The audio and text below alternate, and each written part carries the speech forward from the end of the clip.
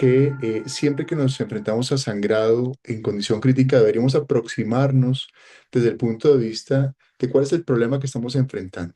Una alteración en la generación de trombina, que además tiene que ver con la activación de diferentes citoquinas, catecolaminas y hormonas, que se ven disparados en algún momento de una alteración de la fibrinólisis. Fíjense ustedes cómo existe un estado procoagulante, pero también puede haber una alteración donde existe hiperfibrinólisis, anticoagulación y disfunción severa de la generación de trombina, de la función plaquetaria y de la generación de fibrinógeno.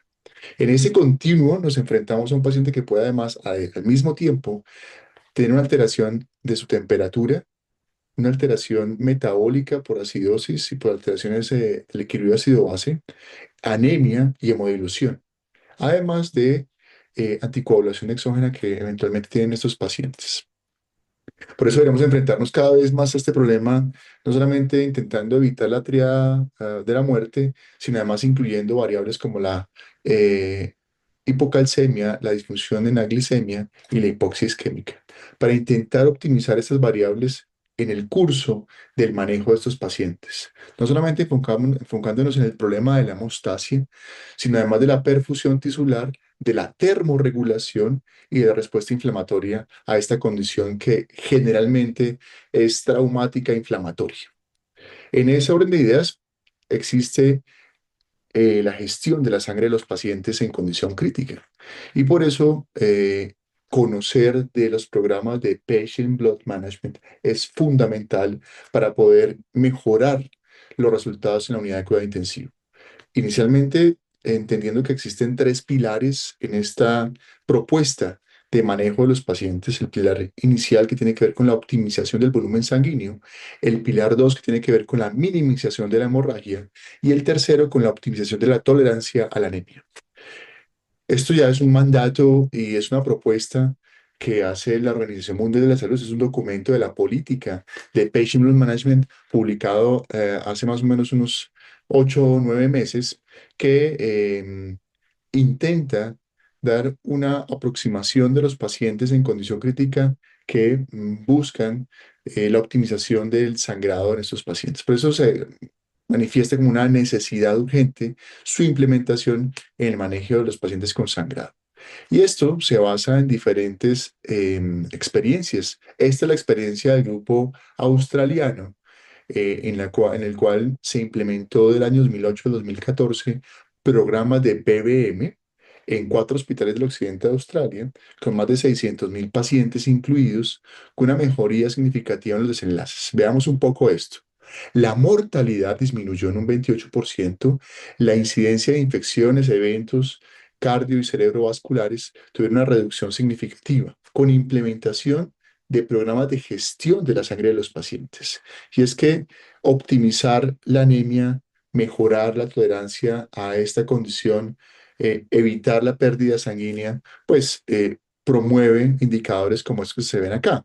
La anemia perioperatoria fue menor, la concentración de hemoglobina antes de la transfusión tuvo una disminución significativa, la transfusión de una sola unidad se incrementó, se requieren menos unidades transfundidas en el tiempo, lo cual, pues como consecuencia, redujo las unidades de transfusiones implementadas en los pacientes en esta estrategia de PBM, con disminución de diferentes porcentajes cercanos al 40 y el 30% en los diferentes hemocomponentes.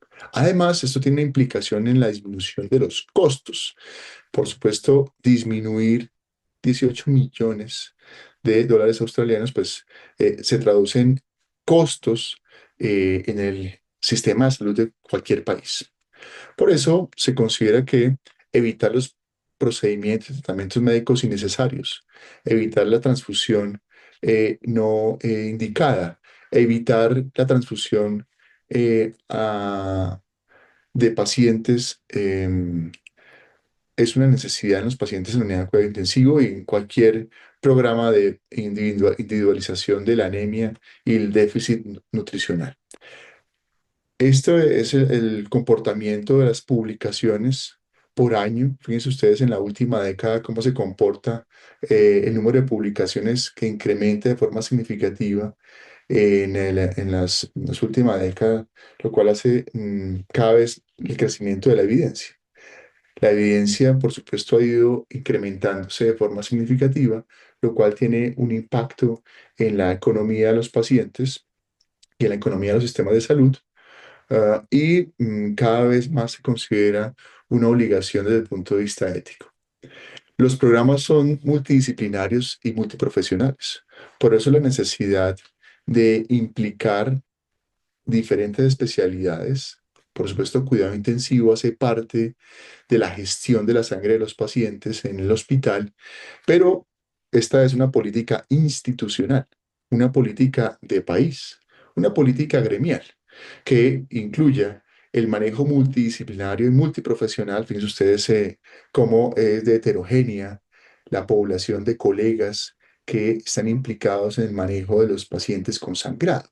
Y no solamente tiene que ver con el ámbito clínico, también tiene que ver con la posibilidad de incluir gestores de salud que tienen que ver con el uso de los recursos en el sistema, los pacientes y otras variables como la nutrición y el ámbito farmacéutico clínico. Esta es una iniciativa no solamente latinoamericana, sino global. Y aquí venimos trabajando desde Colombia en Latinoamérica y cada vez ha ido en crecimiento el número de países colaborando en esta iniciativa global.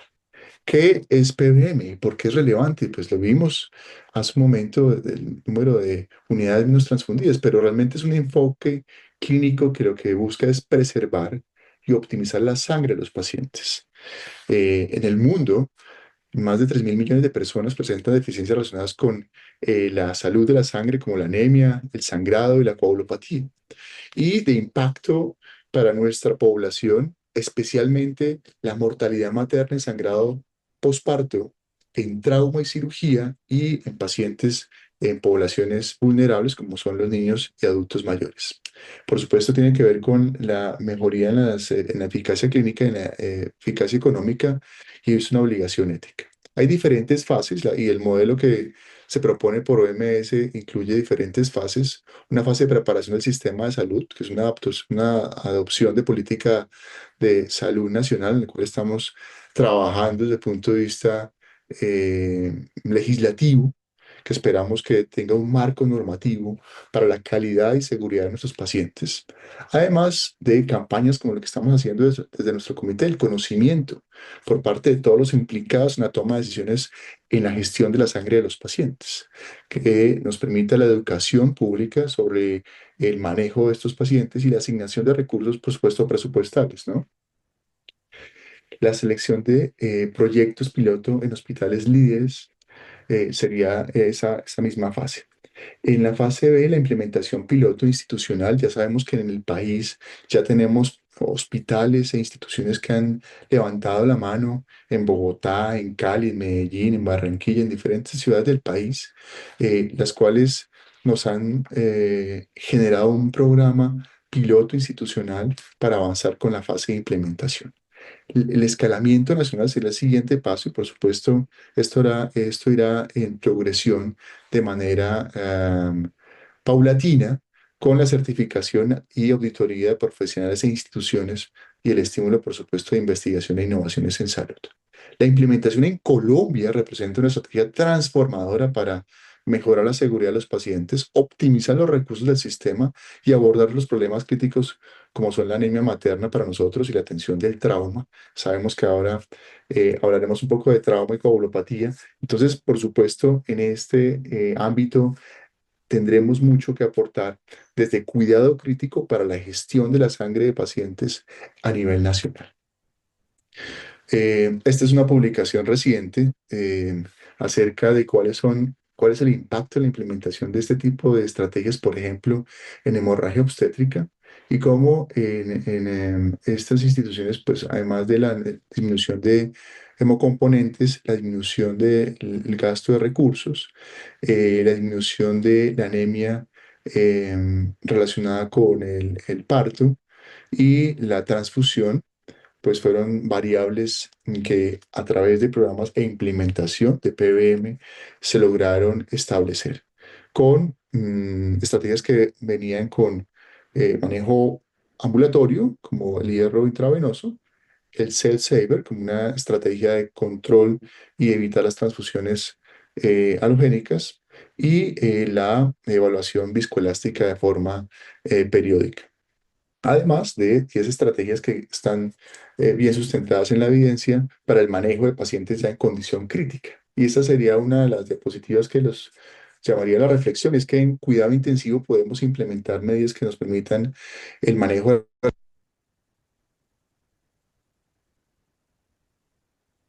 que van dirigidas a una meta en cada uno de los pacientes, el uso de tranexámico de forma temprana y pruebas de coagulación dinámicas. En sangrado traumático, por ejemplo, esta guía nos permite hablar de eso. Estimar la severidad de los pacientes es una necesidad. Implementar medidas que tengan que ver con listas de chequeo cuando tenemos pacientes, por ejemplo, con trauma. Y el uso de tranexámico basados en la evidencia, como lo recomienda la guía europea y como lo recomienda la evidencia a través del estudio CRASH-2. Además de métodos de resucitación durante el manejo de los pacientes con control de daños de manera quirúrgica.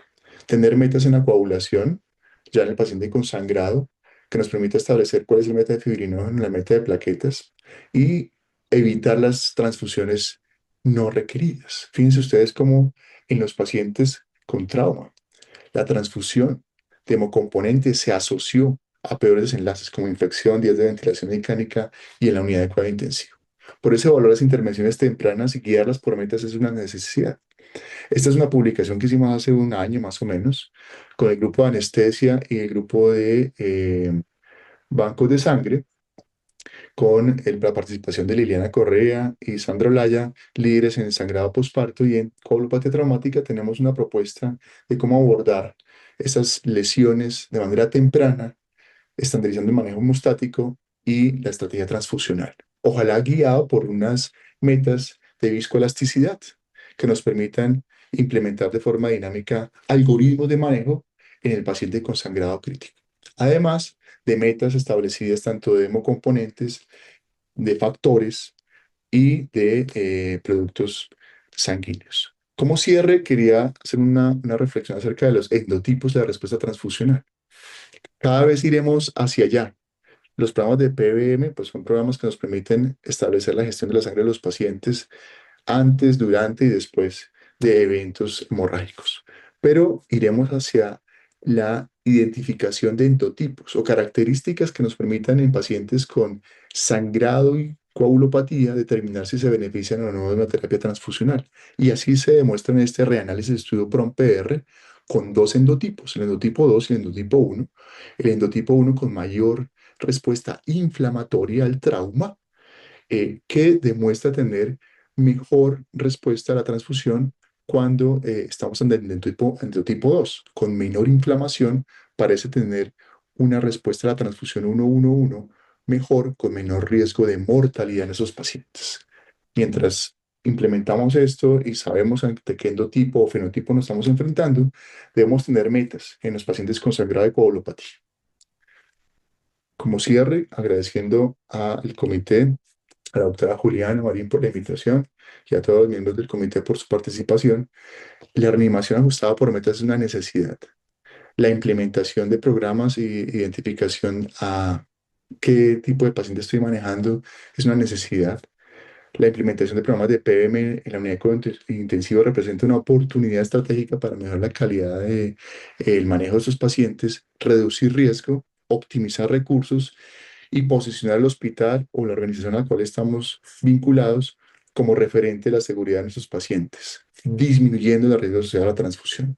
Muchísimas gracias por su atención y quedamos atentos a preguntas durante la sesión. Muchísimas gracias.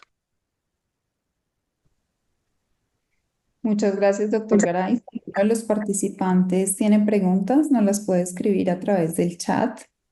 Perfecto.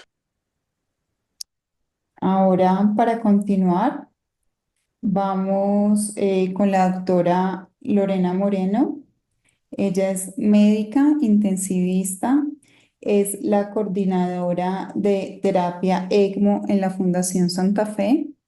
Nos va a hablar de ECMO en el paciente quemado, un matrimonio posible o un salto al vacío. Bienvenida, doctora Lorena. Hola a todos, muy buenas noches. Muchas gracias por la invitación a las personas que están organizando todo este evento.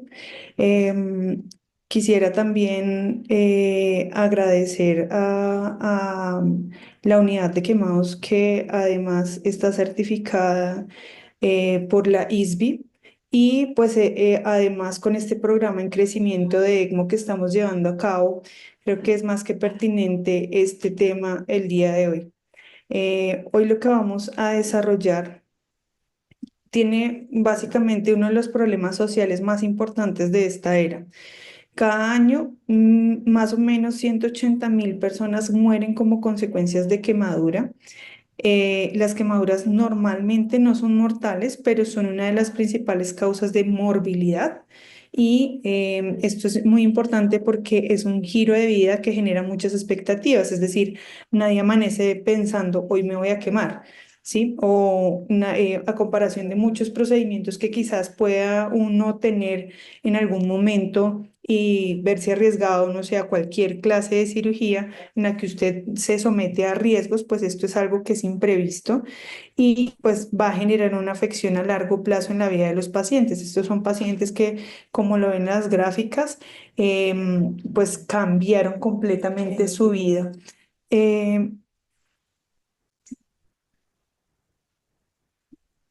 Y bueno, como lo pueden ver, estos pacientes además van a generar discapacidad a largo plazo, que además hay que tener en cuenta a quién es el paciente afectado quemado.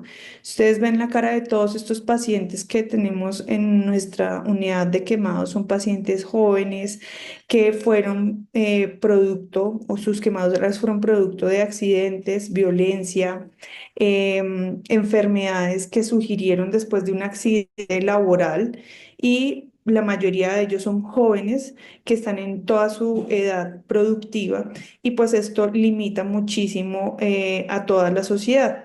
La mayoría de estos trabajos se concentran en de casos, perdón, se concentran en países de mediano y bajo estrato y se producen principalmente en el hogar y en el lugar de trabajo. Entonces es normal que nosotros encontremos frases como yo estaba disfrutando con mis amigos, nunca pensé que esto me fuera a cambiar la vida así, son decisiones de un segundo, movimientos de pronto en la cocina de milisegundos que cambian y terminan cambiando la vida para un paciente. La mayoría de estos pacientes nos preguntan cuánto tiempo va a estar hospitalizado.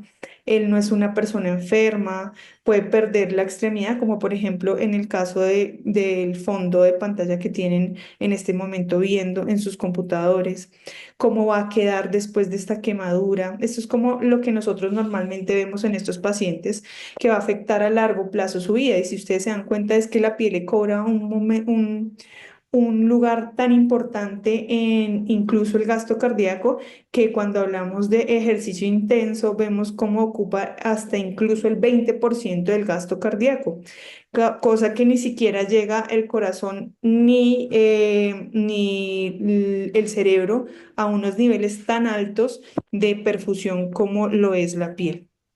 Para hablar de esto, queremos nombrarles un caso que tuvimos hace 2 meses de un paciente que tuvo una quemadura laboral por una explosión de una bomba de amonio.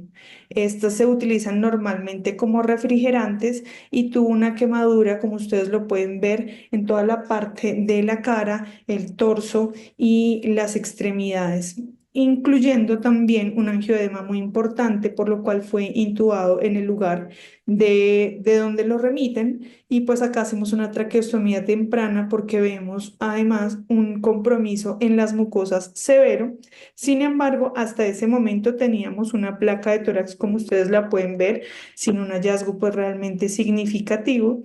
Em, sin algo de compromiso como tal alveolar para este momento del ingreso. Más adelante y casi 6 días después, el paciente empieza a presentar unas presiones pico en el ventilador altas con un volumen corriente apenas normal que, que cada vez estaba generando más resistencia, como lo pueden ver, unas resistencias hasta incluso de 24 y este paciente llegó a tener resistencias de 40 con un volumen corriente que apenas si le alcanzaba para oxigenar.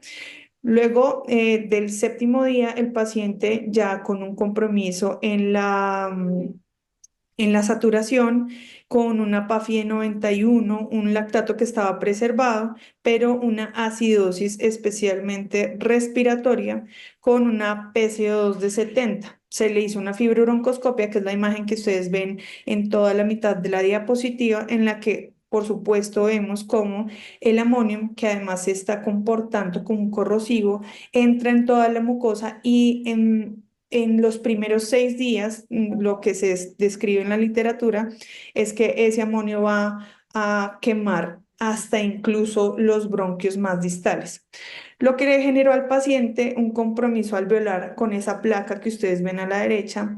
Y teniendo todo esto en consideración y un paciente que tenía una mala mecánica ventilatoria, el paciente decidimos ingresarlo en ECMO. Y en esto quiero citar a Albert Einstein, en medio de la dificultad reside la oportunidad. Entonces vamos a ver cómo las quemaduras son una lesión sistémica que va más allá de la piel. El SARA como tratamiento, el ECMO en el mundo, dado por las generalidades, todavía hay personas que no creen en el papel y en la sobrevida del paciente en ECMO, la evidencia que existe actualmente en el paciente quemado y las consideraciones. Entonces vemos cómo las quemaduras, si ustedes se dan cuenta, entre el 20 al 50% de los quemados van a tener que están ventilados, van a tener SRA. Y de estos hay mortalidades que están descritas, incluso hasta el 60% de mortalidad de los pacientes que tienen una lesión por inhalación van a tener un 60% de mortalidad. En el World Trade Center, hubieron 790 pacientes fallecidos, perdón, lesionados, víctimas de este accidente, con un 49% de compromiso por inhalación de estos pacientes quemados. Entonces, imagínense, para nuestra población una cosa como tener 49 pacientes con una lesión por inhalación y pues en estas catástrofes sí que más.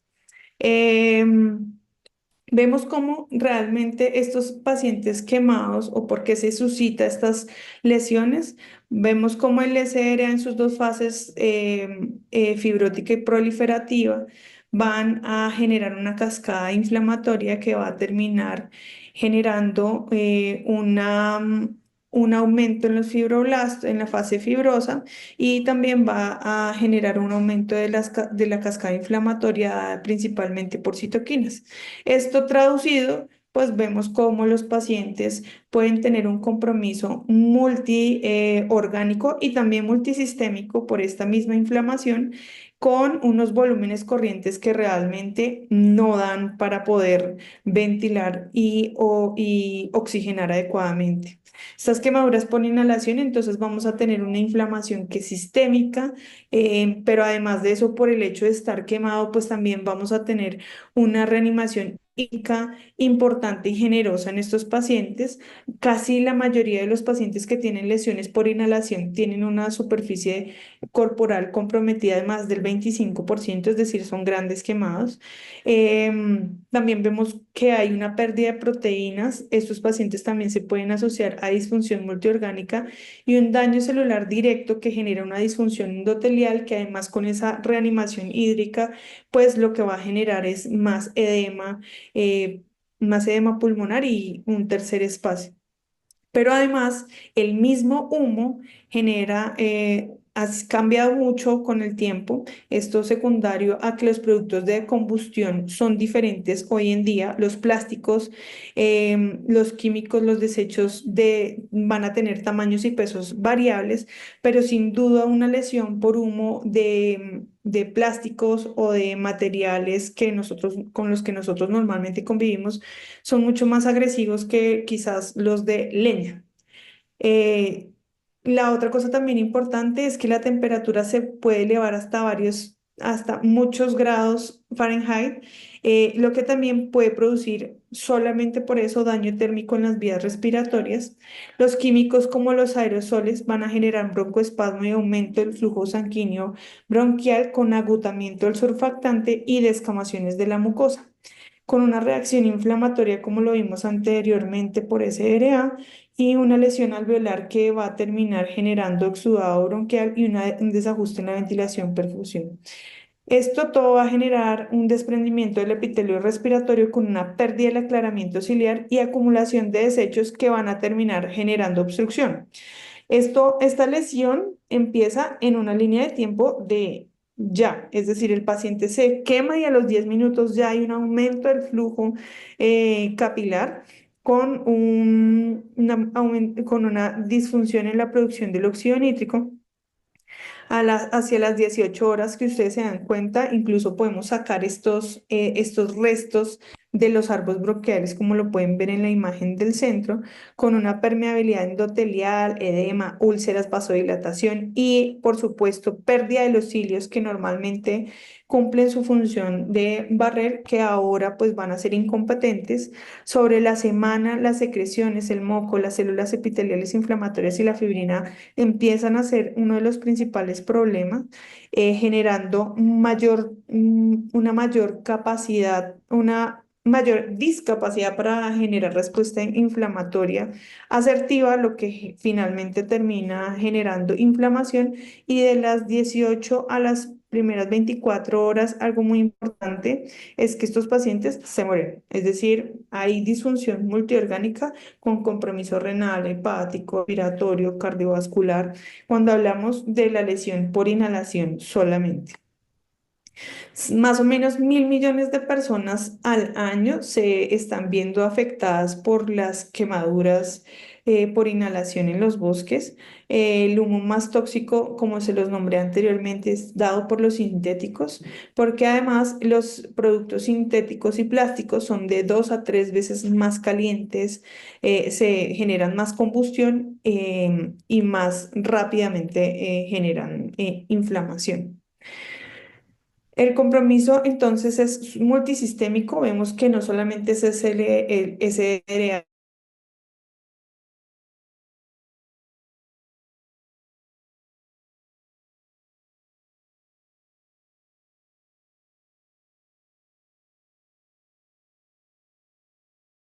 dolor, choque por hipoperfusión, hipovolemia, fuga capilar, un cambio en el volumen de distribución de los medicamentos, en la cantidad de proteínas que pueden hacer este transporte de medicamentos y también vamos a tener un desequilibrio procoagulante y antifibrinolítico por coagulopatía con estos pacientes que de hecho solamente se da en el paciente quemado, solamente por el hecho de esa disfunción en la barrera endotelial. El SRA va a ser la insuficiencia respiratoria refractaria, es una de las causas más prevalentes de muerte en los pacientes quemados, incluso superando la sepsis. La mayoría de los pacientes que tienen SRA, del 86%, comenzaron en la primera semana después de la quemadura. Entonces vemos que el SRA va a tener un manejo que todos conocemos, todos los presentes. Sabemos que la posición en prono, que el driving pressure, que la mecánica, el poder respiratorio, los vasodilatadores pulmonares, em, hacen parte de un todo del manejo con SRA. Sin embargo, vemos que el ECMO es una de las terapias que también podemos usar y uno de sus puntos claves es dar reposo pulmonar, evitar el trauma, ya sea el volutrauma, el barotrauma, el atelectrauma y el biotrauma, para no hacer más daño, sino dejar ese paciente completamente apagado para que paulatinamente se vaya recuperando una vez se logre disminuir estos eventos. ¿Quiénes van a desarrollar SDRA? Lastimosamente, la mayoría de los pacientes que se queman son pacientes jóvenes. Pero también tenemos pacientes que, digamos que los que más desarrollan SDRA son los pacientes que tienen quemaduras profundas y los pacientes que tienen una superficie corporal mayor. Y estos pacientes que van a tener una superficie corporal mayor y que generan SDRA van a tener una mortalidad mucho más alta que los pacientes que no la desarrollan, llegando hasta el 50%, como les dije, incluso hasta el 60%. La evidencia de ECMO y en quemados en este metaanálisis que trató de recuperar, esta revisión sistemática trató de recuperar 2.261 reportes, de los cuales lo que llama mucho la atención es que la evidencia no es tan clara porque utilizaron series de casos, estudios retrospectivos que pues por supuesto caen un poco en la evidencia científica. Sin embargo, de estos estudios y el compilado completo, se trató de identificar un score específico para tratar de pronosticar a los pacientes que se beneficiaban de la terapia de ECMO, y este es el Vaux score, en el cual muestra que los pacientes, fue el modelo de regresión que utilizaron, en el cual se trata de identificar cuáles son los pacientes que se van a, a favorecer de esta terapia. Entonces, ¿cómo se utiliza el Vaux score? Esta es la edad más porcentaje de quemadura más 17 si hay quemadura por inhalación, y se inserta en el normograma. Por ejemplo, entonces les traigo un caso de 50 años con un 30% de superficie de área corporal quemado y con compromiso por inhalación. Entonces el score de Vaux revisado le va a dar 97, y este 97 lo ponemos acá, y la mortalidad que se asocia a este paciente es del 23%. Entonces como nosotros vemos, los pacientes en ECMO tienen indicaciones, contraindicaciones y tienen los scores de sobrevida. Para específicamente el paciente quemado, parece que el Vaux score es una herramienta que nos puede predecir esta mortalidad. Este se creó a través de la regresión logística. Este fue una validación externa en la cual además evidencian que cuando este Vaux score sube por encima de 165, la mayoría de los pacientes fallecen, y menor a 65 rara vez mueren estos pacientes. Entonces, luego se hizo una revisión de la escala en la cual pues nos muestra que es una muy buena escala con una UC ponderado de 0,93 en los diferentes estudios, pero si ustedes se dan cuenta, pierde un poco de precisión en los pacientes que son mayores de 70 años y en los niños. El ECMO en el mundo, pues creo que no es necesario que lo nombremos. Los países que tienen subdesarrollo lo pueden ver en la gráfica, y los países desarrollados, como la mayoría, cuentan con esta terapia en sus lugares. En Colombia vemos como mucha de nuestra población todavía está sin cubrimiento. En este caso específico, para poder nosotros hablar de ECMO veno-venoso, tenemos que hablar de ECMO en quemado, tenemos que hablar específicamente del ECMO veno-venoso, que como lo decía ahora, tenemos las mismas características de ingreso del paciente, es decir, cuál es el paciente que nosotros vamos a meter, el paciente que tenga un Murray score mayor a 7,3, que tenga una acidosis a pesar del tratamiento convencional adecuado, y que tenga compromiso de la oxigenación con una PAFI menor a 100, que no sea candidato a algunas maniobras como el prono o la relajación neuromuscular, este paciente quizás sea un paciente candidato.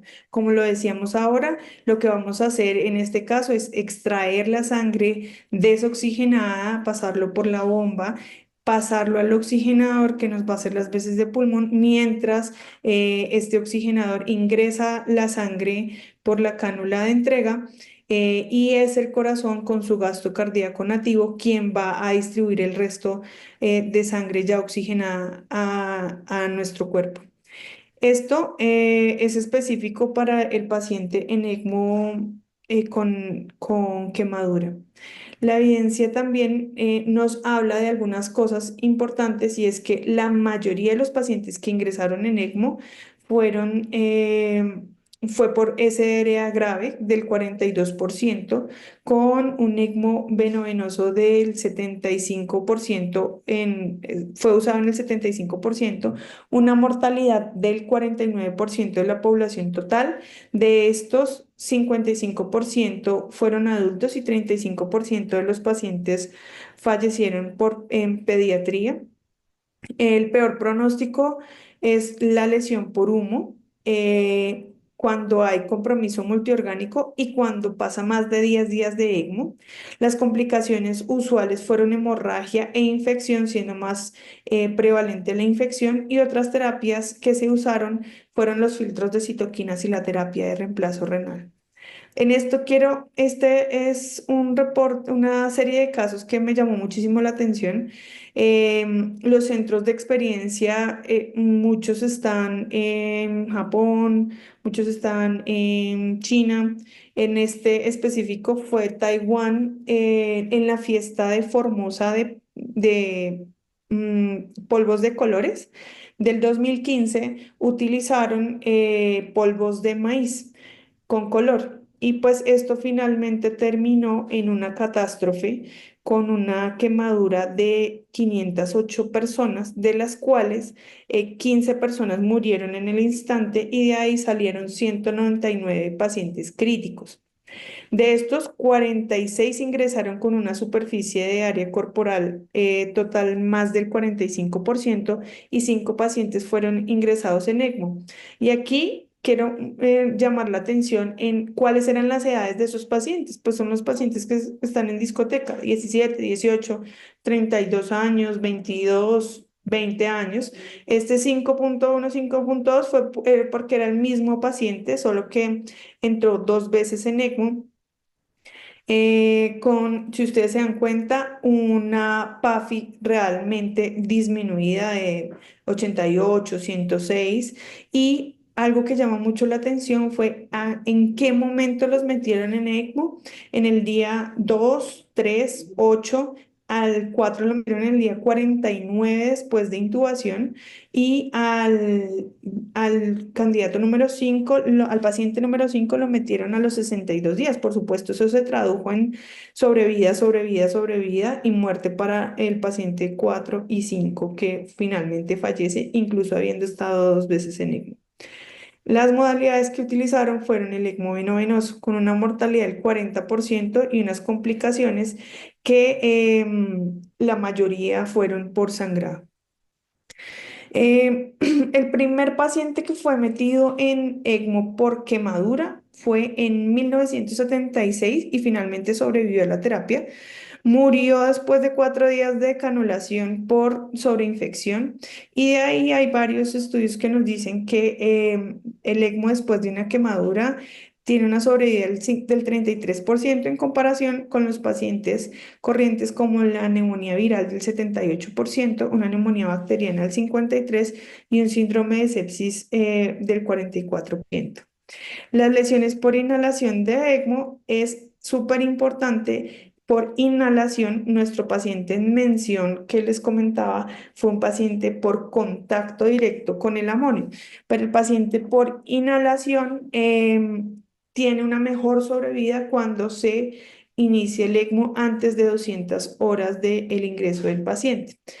En este estudio, bueno, primero que todo, es muy importante que nosotros reconozcamos que en ECMO muchos de los estudios retrospectivos y de las revisiones sistemáticas tienen una baja de una baja población, es decir, 30, 20 pacientes, en la más alta fueron 30 pacientes y por tanto tomar conclusiones de estos pacientes es difícil. Con un porcentaje de quemadura, además que también es muy heterogéneo. Hay unos que ni siquiera lo reportan, otros que son grandes quemados y otros que no son tan grandes quemados. En su mayoría fueron utilizadas el ECMO veno-venoso y de estos, pues como vemos que la sobrevida fue significativa, pero la lesión por inhalación estuvo en la mayoría de los pacientes que tuvieron SDRA. Entonces, vemos que en los review y los metaanálisis, el promedio de ECMO que nosotros vamos a utilizar son de 8,6 días y los días de estancia en promedio en unidad de cuidados intensivos ascienden hasta 40 y 46 días de hospitalización. A tener en cuenta en el ECMO, primero, pues la anticoagulación, además de el ECMO, pues también tenemos un paciente quemado, los cambios en la posición en los accesos y las infecciones asociadas a otros dispositivos. Si ustedes se dan cuenta, miren estos pacientes, solamente el hecho de por dónde le ponemos la cánula, ¿sí? O sea, estos pacientes son pacientes que usualmente se queman las extremidades, los miembros inferiores, las áreas inguinales y el cuello. Entonces es difícil que una cánula no se queme en un paciente como estos que hemos tenido en nuestra institución. Em, Además, pues sabemos que son cánulas de gran calibre con procedimientos quirúrgicos de por medio que hacen que sea mucho más difícil. Los pacientes, las infecciones en los pacientes quemados, que además están en ECMO, ascienden a un tiempo aparecen después de un tiempo de ECMO de casi 237 horas, es muy poco. La mayoría son respiratorias.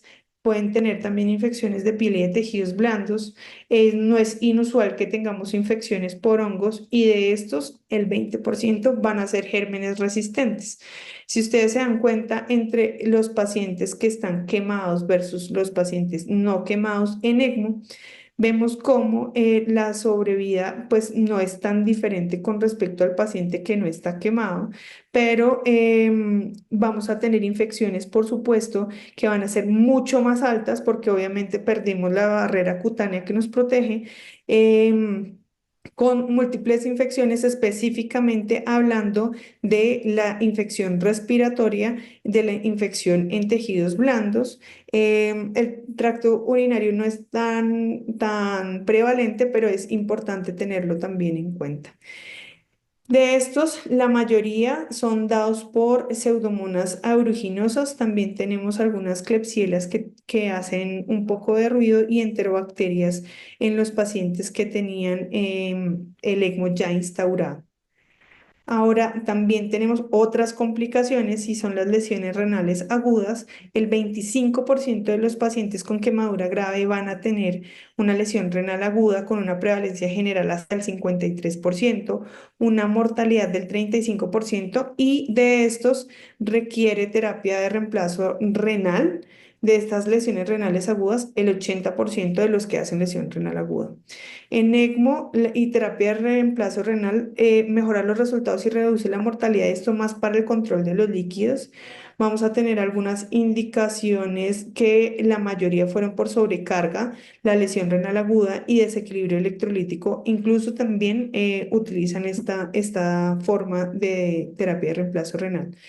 Em, Esto es como lo más importante del ECMO en otras complicaciones, como lo vimos ahora, infecciosas, de otros dispositivos como la terapia de reemplazo renal. Esta es la placa de tórax con la que se decanuló el paciente que les había mencionado inicialmente.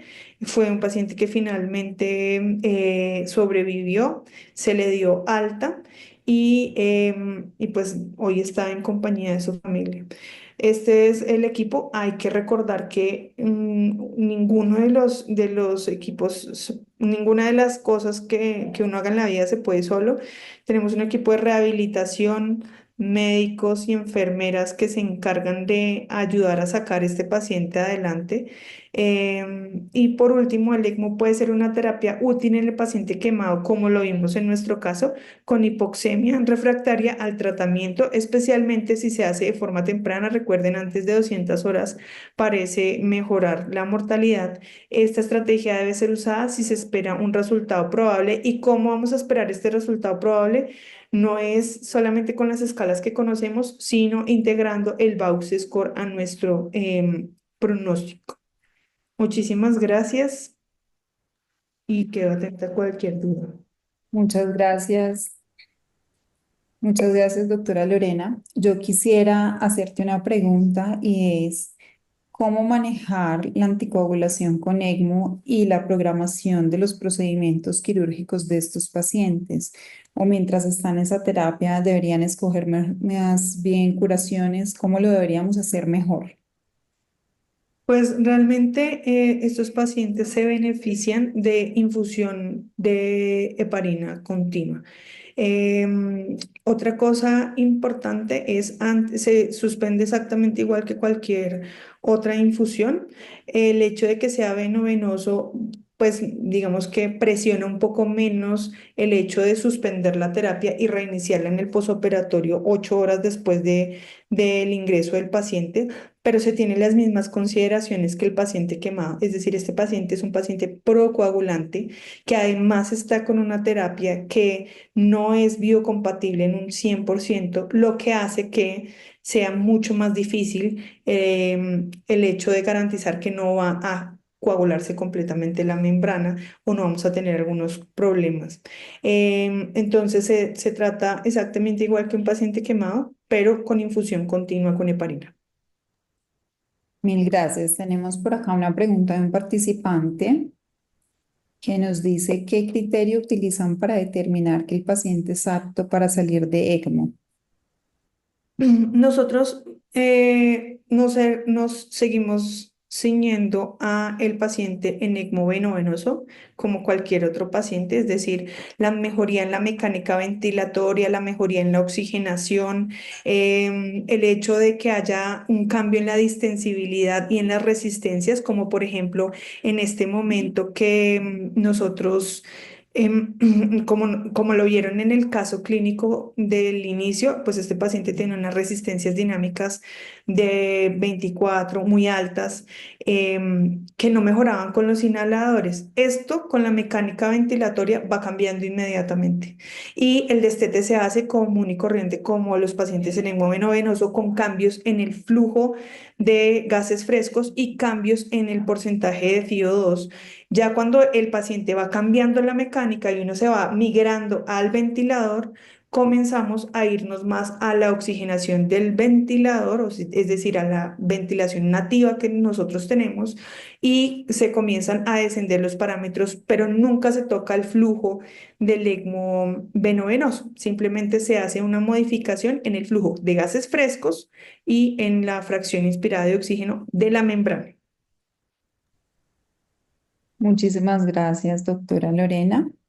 A continuación, les presento al doctor Jorge Ignacio Martínez. Él es especialista en medicina crítica y cuidado intensivo, director de la unidad de cuidado intensivo Fundación Hospital San Pedro, Colombia, miembro de número de la Academia Nacional de Medicina, magistrado del Tribunal de Ética Nariño y Putumayo.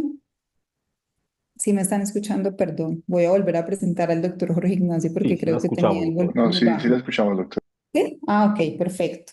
Él es docente de medicina de la Universidad de Nariño, San Martín y cooperativa. Nos acompaña hoy con coagulopatía inducida por trauma. Adelante, doctor. Muchas gracias.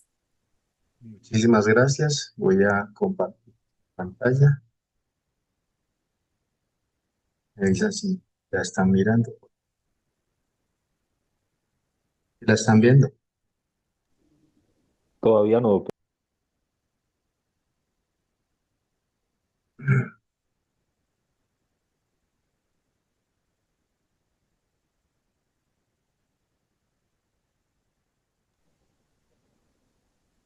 Sí, le comparto.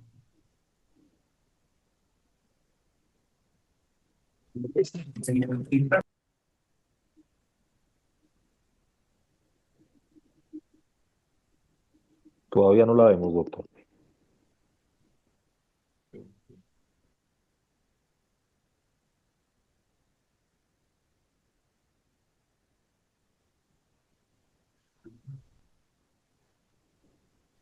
Ahí ya la estamos viendo. ¿Ella? Sí, doctor.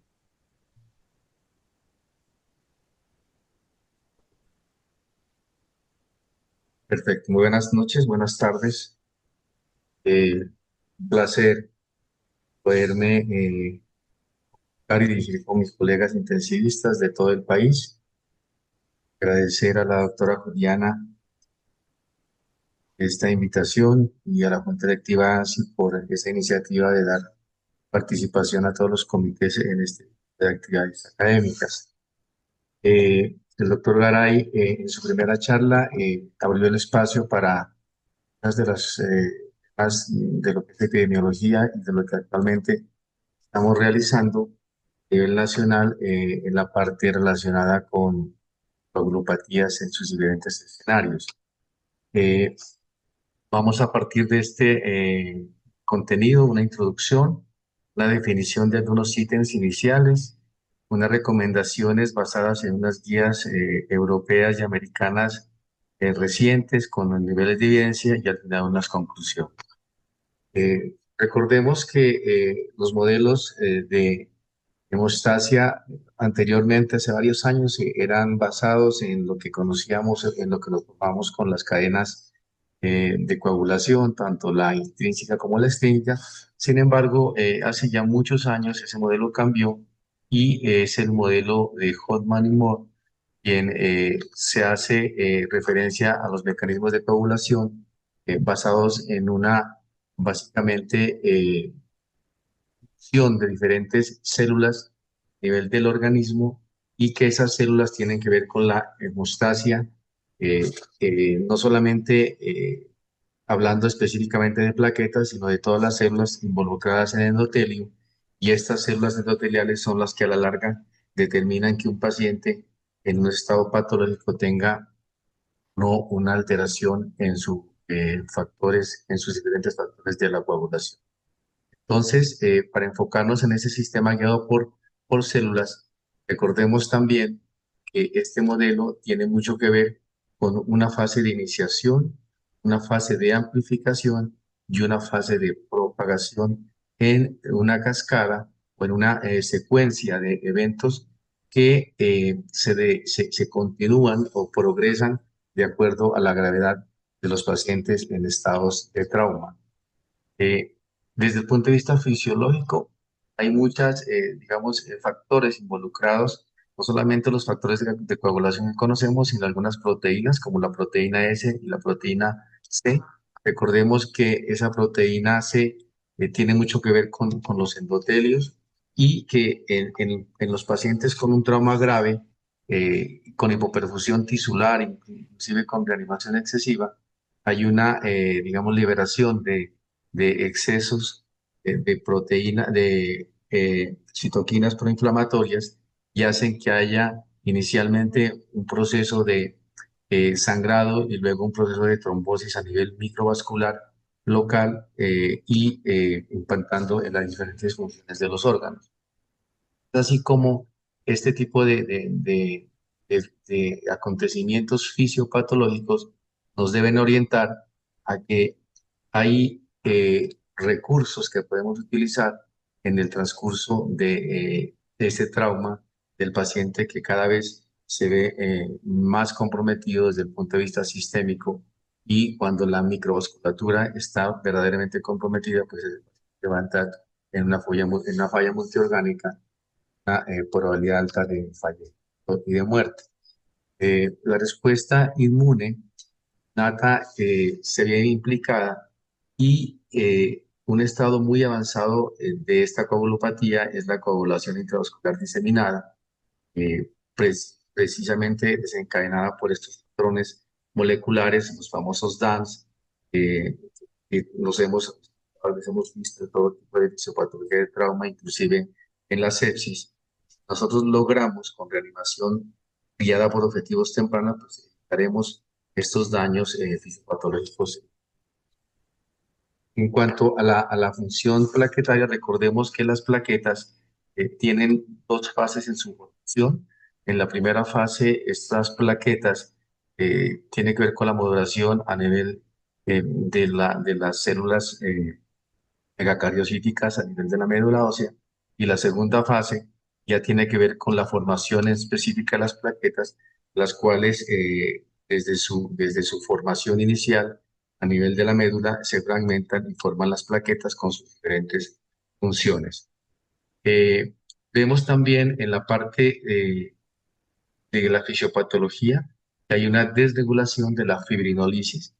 Esa hiperfibrinólisis inicialmente es un proceso, digamos, natural o de reacción del organismo donde se destruye un trombo y su principal impulsor es el factor tisular activador que se encuentra liberado en el endotelio ante una agresión capilar.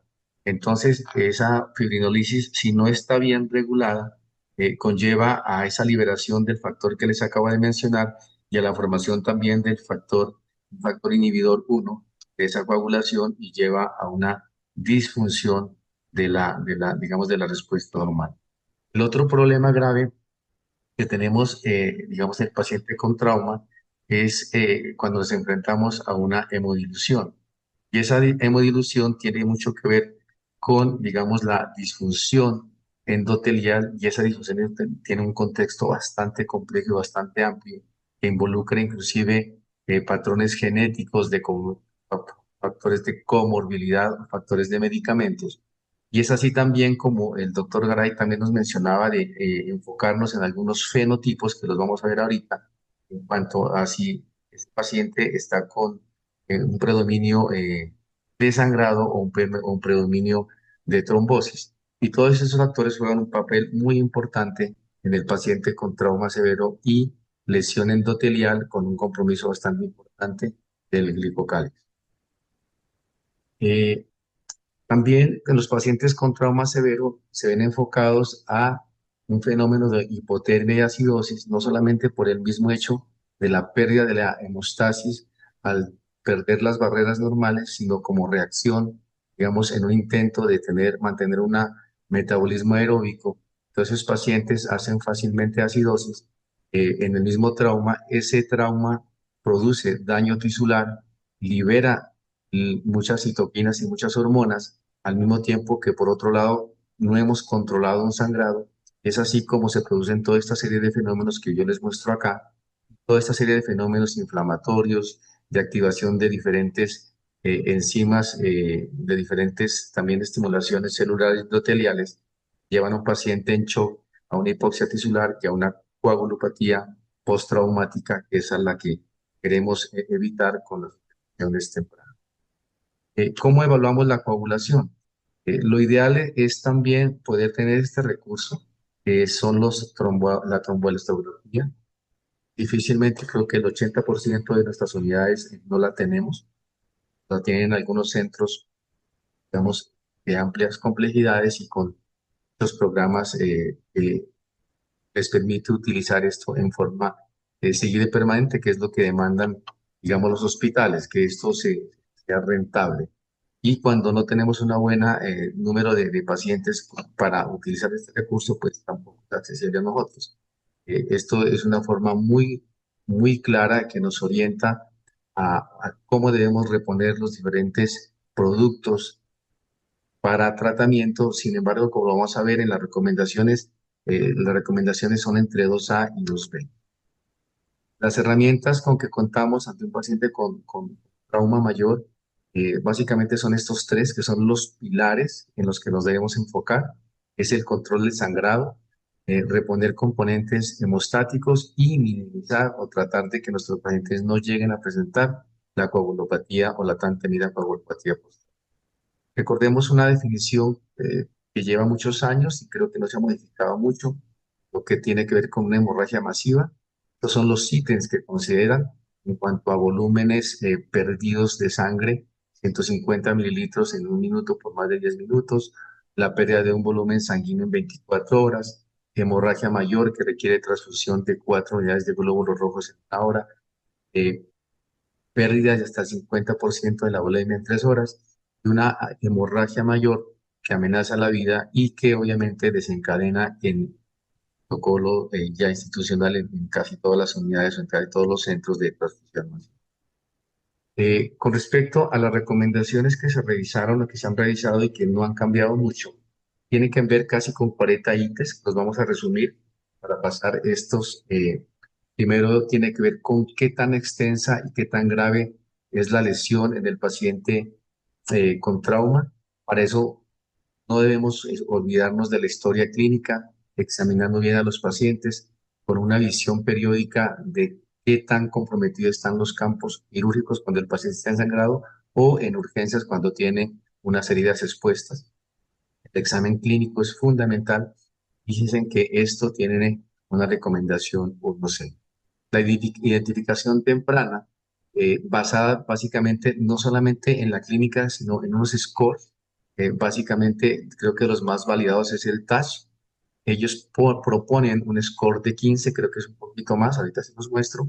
Y los test viscoelásticos, cuando identifican la disminución en la firmeza del coágulo, también es un parámetro a tener en cuenta para tener algún tipo de recomendación o de conducta con esos pacientes, pero bien la indicación es 12. Este es el TAS Score. El score tiene que ver con unos parámetros, digamos, bastante frecuentes en nuestros servicios de urgencias. Y miren que lo que más marca este TAS Score es el nivel de hemoglobina, con puntajes entre 8 y 6, dependiendo del nivel de hemoglobina que manejemos. Y otra cosa bastante preocupante que también le da alto puntaje es cuando tenemos una fractura en pelvis. Recordemos que esto de pronto es una cosa bastante frecuente, sobre todo porque no sabemos qué hacer desde el punto de vista de intervención. Los ortopedistas no quieren intervenir estos pacientes, los cirujanos menos, y la gran mayoría los tenemos que limitar a estabilizar el paciente, pero tenemos un recurso muy valioso son los radiólogos intervencionistas que en nuestro centro particularmente han apoyado muchísimo para controlar este tipo. Y este test score tiene básicamente una puntuación que por encima de 18 nos lleva a asumir que esos pacientes van a tener una transfusión masiva. Y recordemos que las transfusiones masivas están relacionadas directamente con mortalidad. El otro punto es identificar, digamos, qué pacientes que no han sido traumatizados y que tienen un estado de shock. Por ejemplo, los pacientes con sangrado digestivo han tenido que requerir o han requerido al menos 4 unidades de concentrados de transfusión en 1 hora. Y esos pacientes se consideran de alto riesgo también para implementar una coagulopatía postrauma. Esta es digamos, una indicación no deseable. Deben existir definitivamente en las instituciones protocolos para transfusión masiva. Estos protocolos deben discutirse, como también lo mencionaba en las charlas anteriores, grupos multidisciplinarios, urgenciólogos, cirujanos, ginecobstetras cuando tenga que ver con maternas, radiólogos intervencionistas, intensivistas. Y tienen que haber unos criterios muy claros de activación de esos protocolos de transfusión masiva, protocolos muy claros que a veces no tenemos en cuenta de desactivación, con unos objetivos claros de transfusión y una reanimación guiada por test en lo posible viscoelásticos, pero ya lo dijimos, cuando no es posible esto, pues por parámetros clínicos normalmente vistos y manejados en las instituciones. Estos programas tienen que tener un soporte de los diferentes, digamos, servicios de calidad y seguridad del paciente institucionales, y esta tiene una recomendación bastante buena. Hemorragia masiva, tener en cuenta la historia clínica, evaluar la perfusión tisular por el método más manejado en nuestras instituciones, score de shock, parámetros como la presión arterial, la frecuencia cardíaca, el lactato sérico o el déficit de base, y esta tiene una recomendación, no sé. En cuanto a otras medidas, evitar la hipotermia es muy claro, hay que mantener una temperatura que no pase, una temperatura central siempre debe ser mayor de 35 grados. La hipotermia está relacionada directamente con mortalidad en los pacientes con trauma mayor. Esta es una recomendación 1B. y por cualquier medio, obviamente, debemos evitar la hipotermia, retirando las ropas húmedas, tratando de administrar líquidos calientes, etcétera, etcétera. Pero miren que esta recomendación en estas guías es una recomendación. La terapia precoz con fluidos creo que no tenemos discusión. Es una de las pocas que tiene una recomendación 1A, cristaloides isotónicos preferiblemente. Los cristalones balanceados que hemos visto, que hay muchísimos estudios, eh, tiene una recomendación 1B, se acerca algo a la 1A. Poco es tan fácil obtener esto en nuestros servicios y seguimos manejando pues las soluciones cristaloides que manejamos normalmente. Hay que evitar las líquidos hipotónicos, sobre todo en pacientes con trauma craneoencefálico severo. Esta es una indicación muy clara. Entonces, no deben recibir tónicos y evitar soluciones hipertónicas para reanimación en los pacientes con trauma craneoencefálico severo. La utilizamos obviamente como medida de manejo de las hipertensiones intracraneanas. Eh, Algunas escuelas prefieren utilizar manitol, otras soluciones hipertónicas.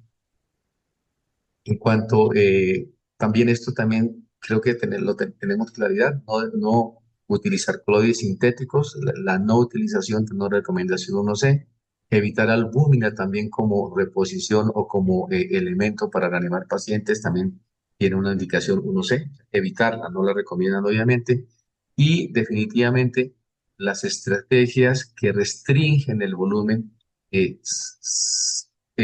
cuando solamente se enfoca esto en la presión arterial, tiene una indicación 1B. Recordemos que esto debe ser unos criterios múltiples, no solamente guiarnos por presión arterial, porque nos llevaría muy probablemente a utilizar o a llevar a estos pacientes a hipervolemia severa. También los pacientes con trauma craneoencefálico, acá lo vemos en la indicación 14, trauma craneoencefálico severo y que estén sangrando, mientras controlamos el foco de sangrado, el objetivo de la presión sistólica debe ser de 110 milímetros de mercurio, para obviamente preservar la presión de perfusión tisular. Y en aquellos pacientes sin trauma craneoencefálico severo, el objetivo de la presión arterial debe ser de 80 a 90. En algunos estudios inclusive hablan de menos, lo que llamamos hipotensión controlada, y esta tiene una indicación. También en trauma mayor y en estos casos, miren que hay una recomendación de utilizar vasopresores en forma temprana, como hemos visto en las recomendaciones recientes en los estudios, en los reportes de Andrómeda Shock.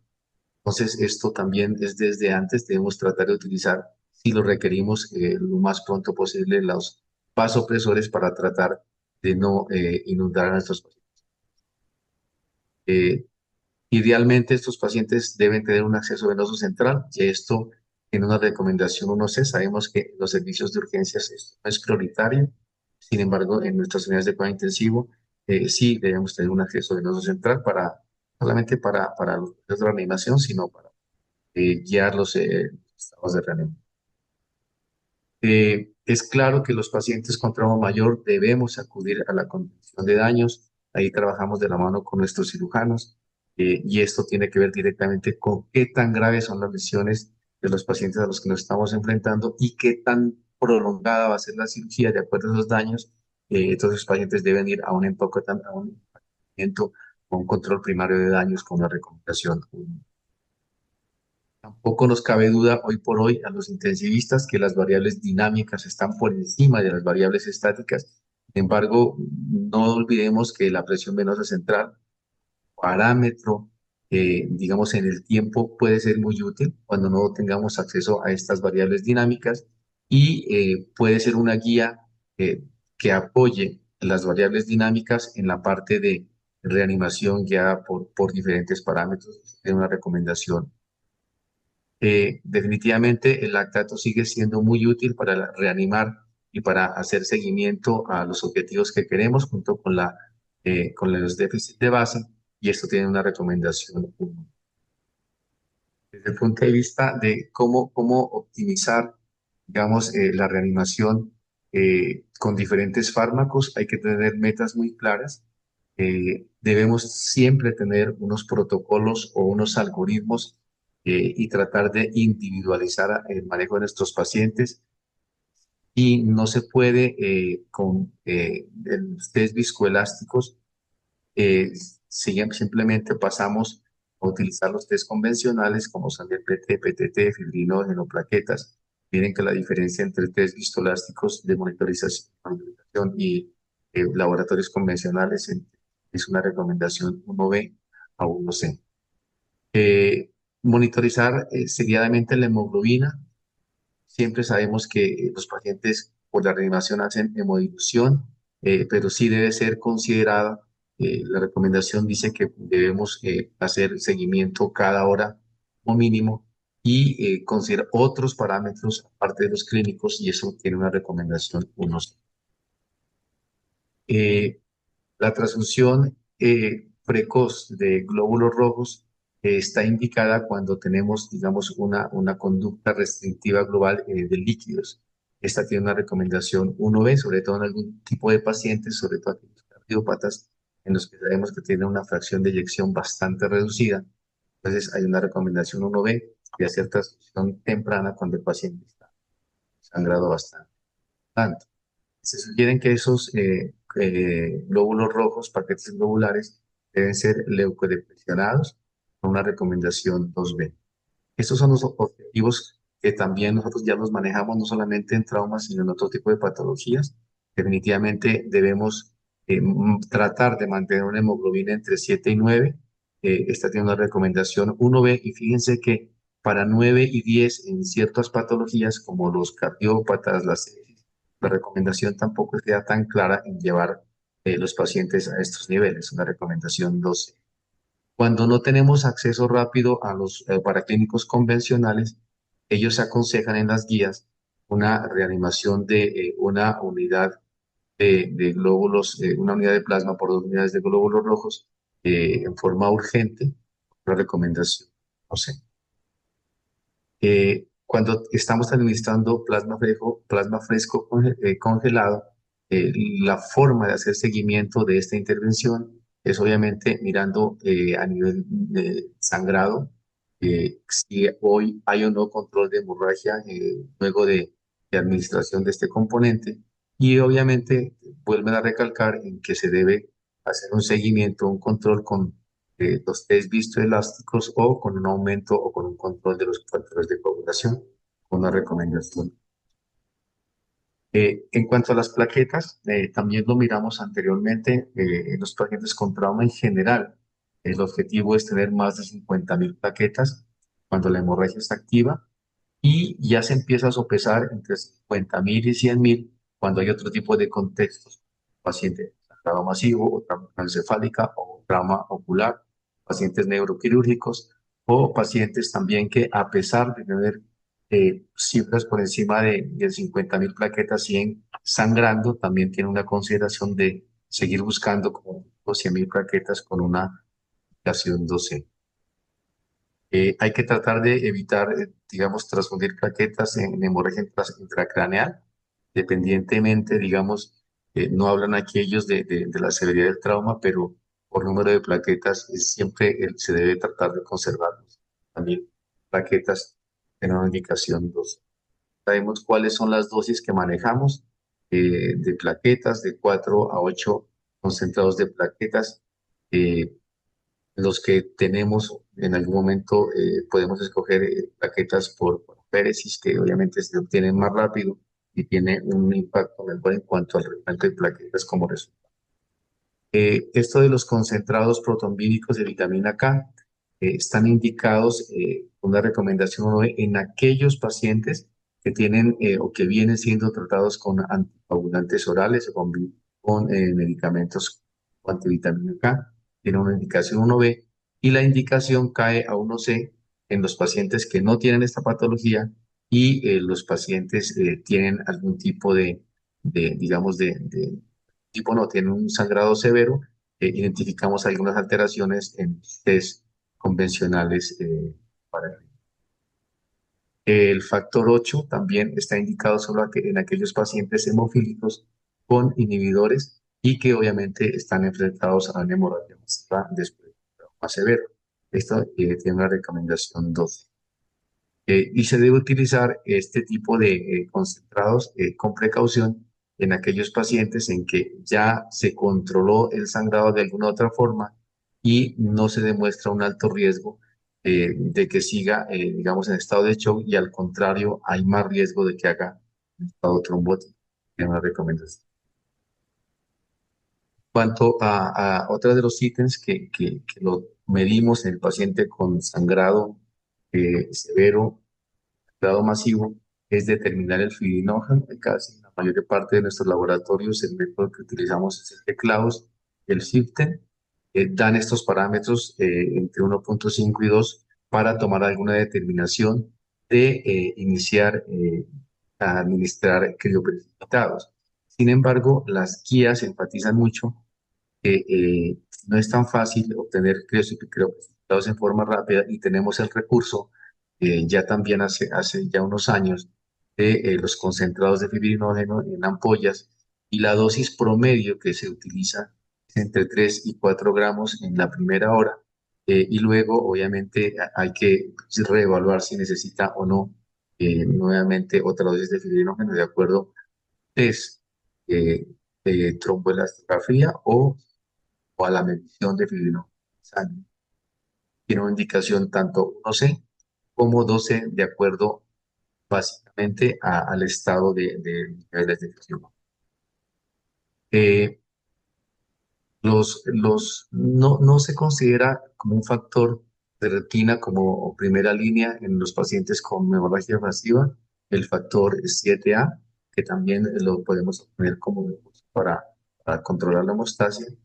Y en algunos casos tiene alguna recomendación 2B, pero son casos, digamos, en algunas patologías muy particulares. Inclusive eh, las guías que hablaba también el doctor Garay aconsejan la participación de hematólogos en los toma de decisiones de este tipo de conducta. De esto no hay duda, es uno de los pocos medicamentos o de las pocas intervenciones que tiene la recomendación OA exámico en las primeras horas. Hay muchísimos estudios también muestran la utilidad del ácido tranexámico en el área prehospitalaria, y obviamente con el mayor beneficio y el mayor impacto cuando se utiliza en la primera hora. Eh, También fíjese que el seguimiento de la utilidad del ácido tranexámico con los test viscoelásticos tienen una recomendación 2B totalmente diferente y distinta a la recomendación 1A cuando el paciente está sangrado bastante. Valoración o valorar la administración de desmopresina únicamente está indicada en pacientes con enfermedad de von Willebrand con trauma severo. La indicación tampoco es que sea, pues no A, es una 12. Y también está indicada en algunos pacientes con uremia que han venido utilizando aspirina por alguna condición de base y que asumimos que tiene alguna disfunción plaquetaria. También tiene una recomendación, no sé, el uso de esa. El uso de homostáticos tópicos, como los que utilizan los neurocirujanos vasculares, como el Gelfond y estas esponjas, en forma local, y cuando se utiliza sangrado que no es de gran vaso, sino en capa, tiene una indicación. Eh, Esto es bien importante cuando hablamos de trabajar en equipo. Nosotros, afortunadamente, hemos contado con el recurso de nuestros radiólogos intervencionistas con excelentes resultados cuando se hace un control por angioembolización. Miren que la recomendación de estas guías es 1B. Hay otro tipo digamos, de escenarios endovasculares con una indicación menor, pero que igual sigue siendo muy útil en algunos casos muy. Se debe monitorizar los niveles de calcio, sobre todo en pacientes con transfusión masiva. Se habla de algunos niveles de calcio, tanto el iónico como el calcio sérico, para llevar a metas, y eso tiene una recomendación 1C, tanto la administración per se como los niveles a los que queremos llegar.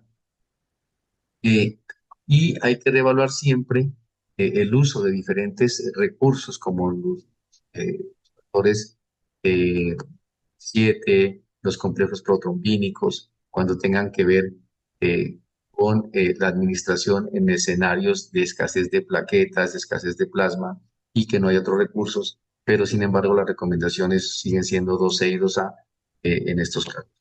De todas maneras, lo que más se insiste es no tener pretexto de no tener este tipo de recursos de tromboelastografía para poder tener y administrar tratamiento adecuado en hemocomponentes, en reanimación, en criterios individualizados de reanimación con objetivos claros de perfil. Sabemos que la hemorragia masiva tiene una elevada mortalidad asociada per se al trauma. Se debe hacer una actualización periódica de todos nuestros equipos multidisciplinarios eh, para que todos hablemos, ojalá, el mismo idioma. Se debe hacer un diagnóstico precoz. El trauma mayor se debe tener un control estricto del sangrado, reponer los hematíes o los componentes sanguíneos de acuerdo a las guías que manejemos en nuestras guías nacionales. Y obviamente todo esto evitar llegar a la coagulopatía, porque cuando llegamos a estos estados, obviamente la mortalidad de nuestros pacientes está en forma. Muchísimas gracias. Estoy atento a cualquier.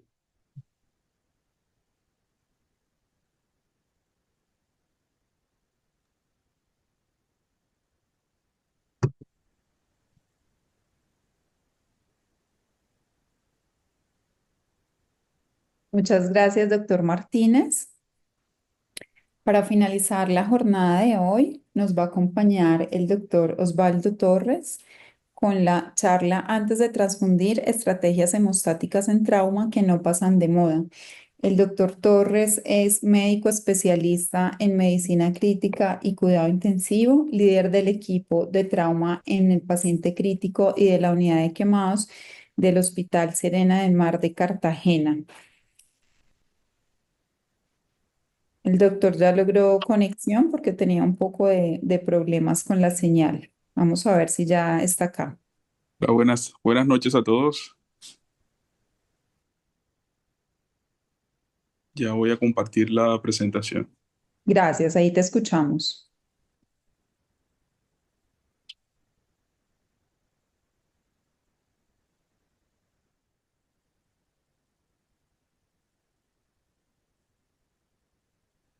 Muy buenas noches nuevamente. Como doctora Juliana me presenta, mi nombre es Osvaldo Torres, soy especialista en medicina crítica y cuidados intensivos. Doctor, La, disculpe, qué pena lo interrumpo, doctor. Es que lo estamos viendo en modo de, me cambió el modo de presentación a modo de expositor. ok, ok. Ahí ya lo vemos, doctor, gracias. Ok. Bueno, entonces, iniciando la charla del día de hoy, es la última de la noche. Vamos a hacer una charla que se titula Antes de transfundir, es el título inicial, que son las estrategias hemostáticas en el trauma que no pasan de moda. Es decir, vamos a evaluar lo que hay que tener en cuenta antes de transfundir de manera integral en nuestro paciente crítico. La presentación, como les decía inicialmente, mi nombre completo, Osvaldo Torres Sebrat, especialista en medicina crítica y cuidados intensivos, actualmente laborando en el Hospital Serena del Mar en Cartagena y la Clínica Neurocardiovascular.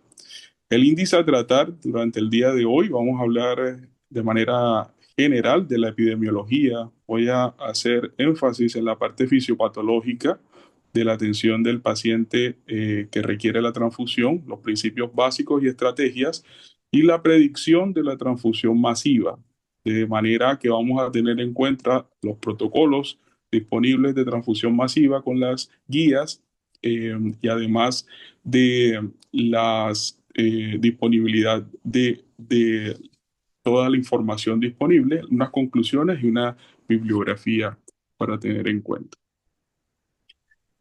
A nivel de epidemiología, hay que tener en cuenta que veo que mi pantalla, mi cámara no está activa. Aquí está.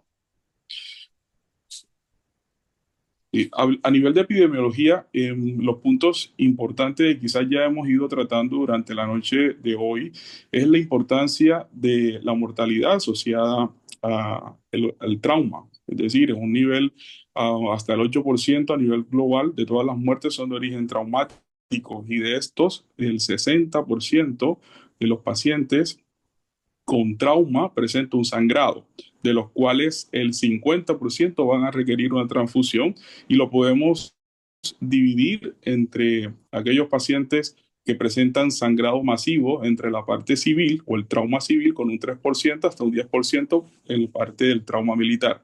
Entre el 80% de todos los componentes que se utilizan en un paciente politraumatizado por sangrado masivo se consumen en las primeras 6 horas y la mortalidad aumenta hasta el 30 o el 60% por causas hemorrágicas solamente asociadas al trauma.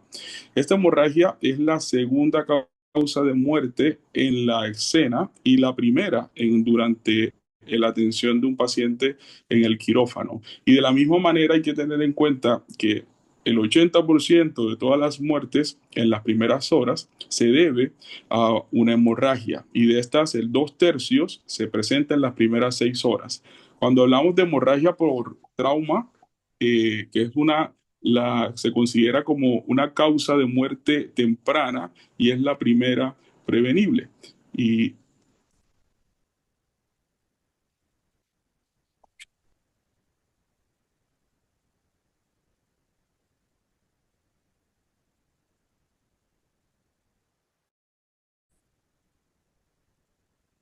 así. Bueno, a nivel fisiopatológico hay que tener en cuenta las características del sangrado. Inicialmente, cualquier tipo de sangrado se produce a través de un daño vascular o un daño tisular y la presentación de la coagulopatía que vamos a tener en cuenta principalmente en los sangrados masivos, se va a presentar en un tercio de los pacientes con trauma grave. De la misma manera, cuando los pacientes requieren una resucitación prolongada, esto va a ser asociado de manera directa con falla a través de los componentes hemostáticos.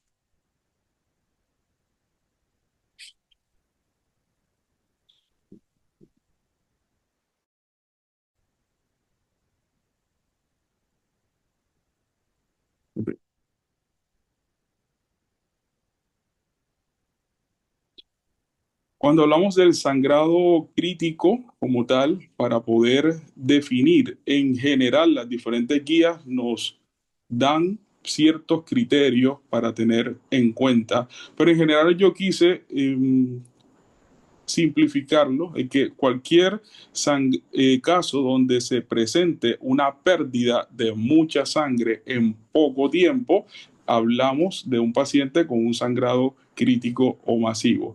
Cuantificar la pérdida es donde se presentan quizás ciertas dificultades para tener en cuenta, ya que se han utilizado ciertas medidas para poder considerar cuándo un sangrado es crítico o significativo. Y de la misma manera, el tiempo como tal que se tiene en cuenta para la realización de este tipo de consideraciones es fundamental porque se van a medir entre las primeras horas. Hay guías que lo miden en las primeras 3, otras en las 4 hasta las 6 horas de manera continua. De manera en general se considera crítico todo sangrado. Esto es la definición cuya magnitud o velocidad van a ser la capacidad de la compensación durante la etapa de resucitación o reanimación.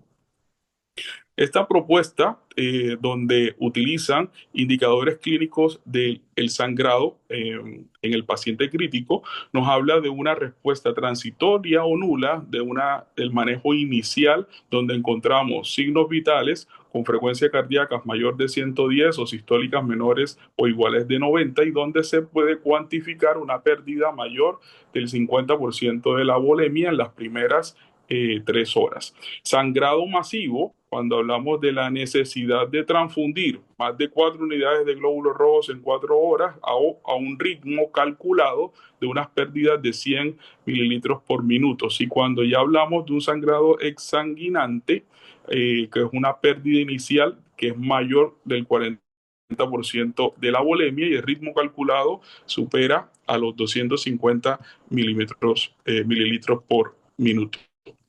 La coagulopatía aguda del trauma, que es una de las complicaciones asociadas directamente al trauma como tal, puede presentarse por diferentes mecanismos fisiopatológicos.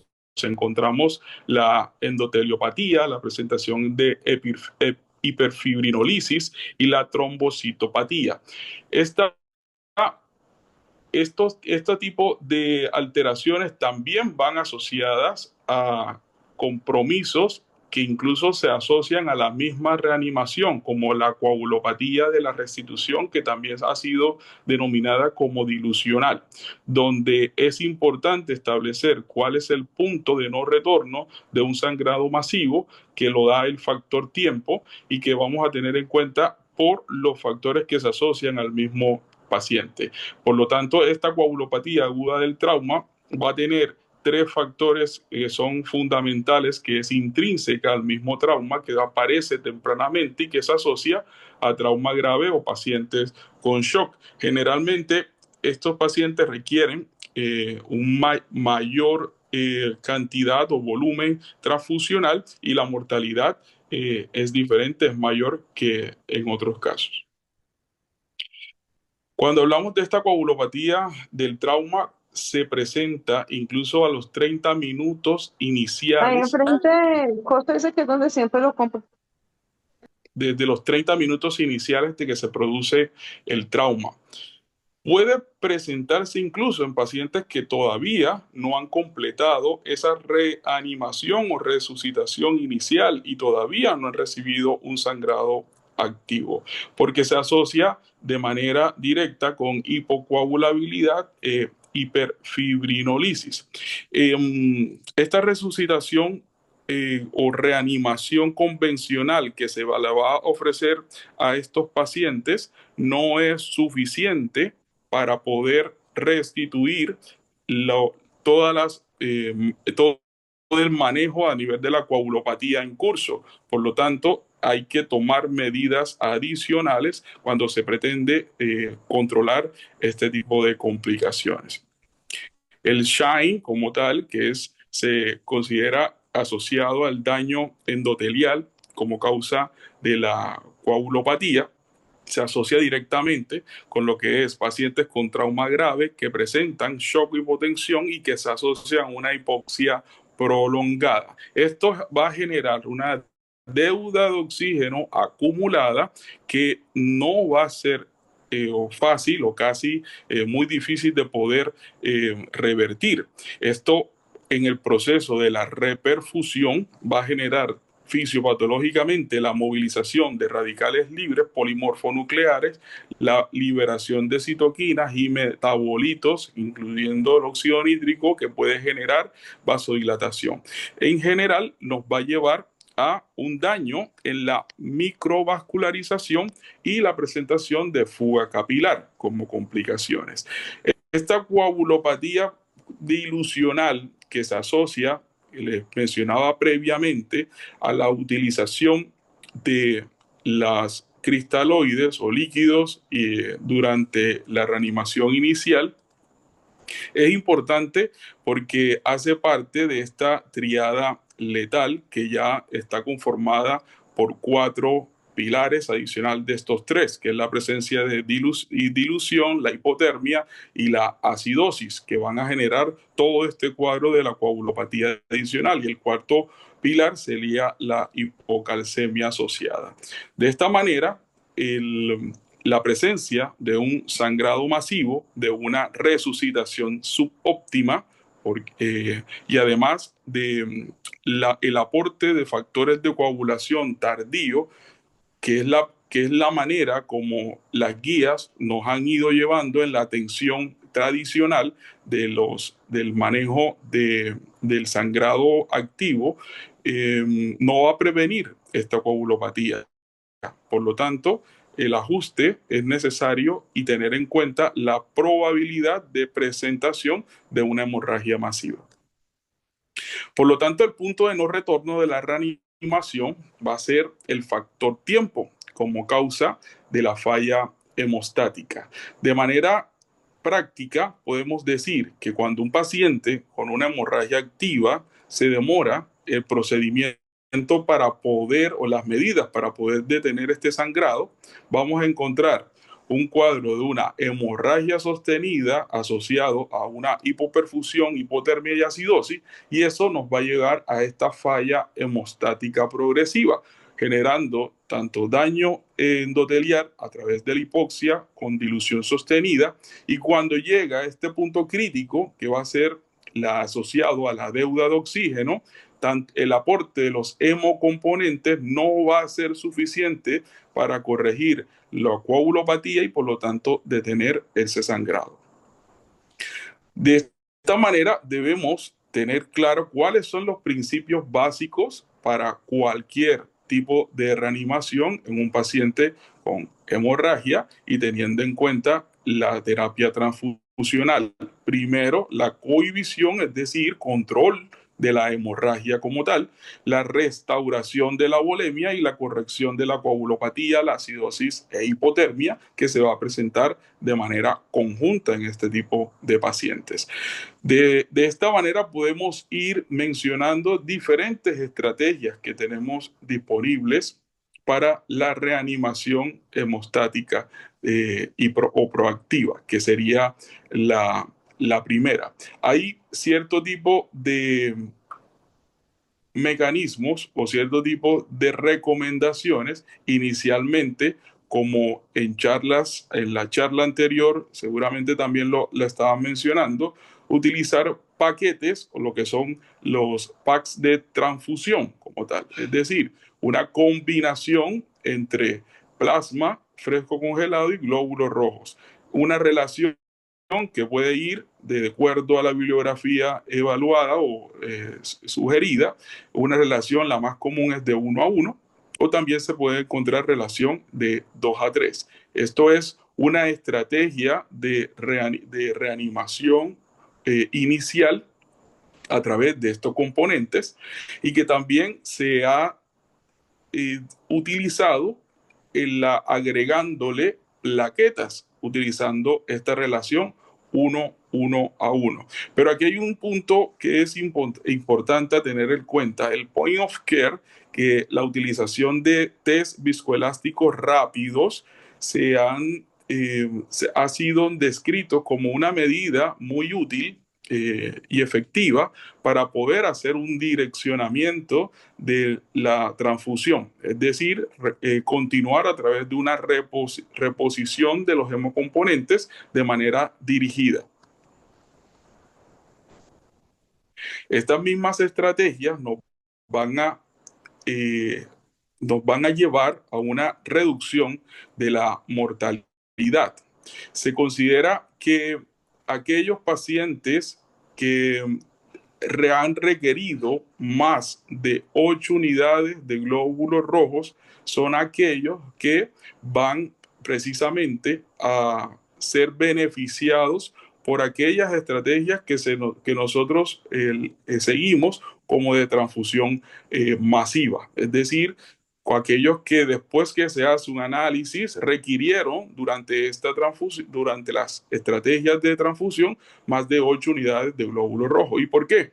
Porque es necesario tener en cuenta la carga que recibe un banco de sangre al requerir esa cantidad de hemocomponentes. Por lo tanto, hay que limitar el acceso a este tipo de estrategias de transfusión a casos que se comprueben o que se tengan alta sospecha de ser casos de sangrado masivo. ¿Y cómo vamos a hacer para identificar este tipo de pacientes? Pues tenemos diferentes estrategias, tanto clínicas como paraclínicos, e índices que han sido descritos como los vamos a ver a continuación.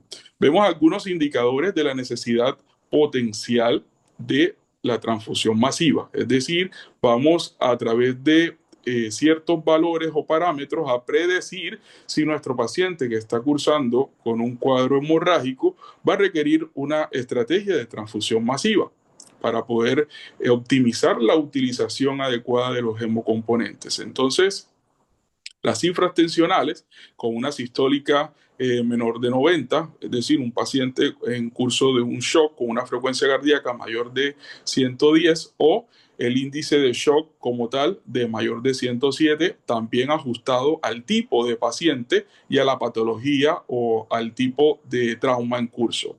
Los sangrados activos con presencia de este tipo de estas alteraciones a nivel de los signos vitales y la presencia de coagulopatía como tal, a través de el INR prolongado, la disminución de las plaquetas por debajo de 100.000 y la presencia de hipoperfusión con criterios como es la acidosis, teniendo en cuenta los niveles del déficit de base o el lactato.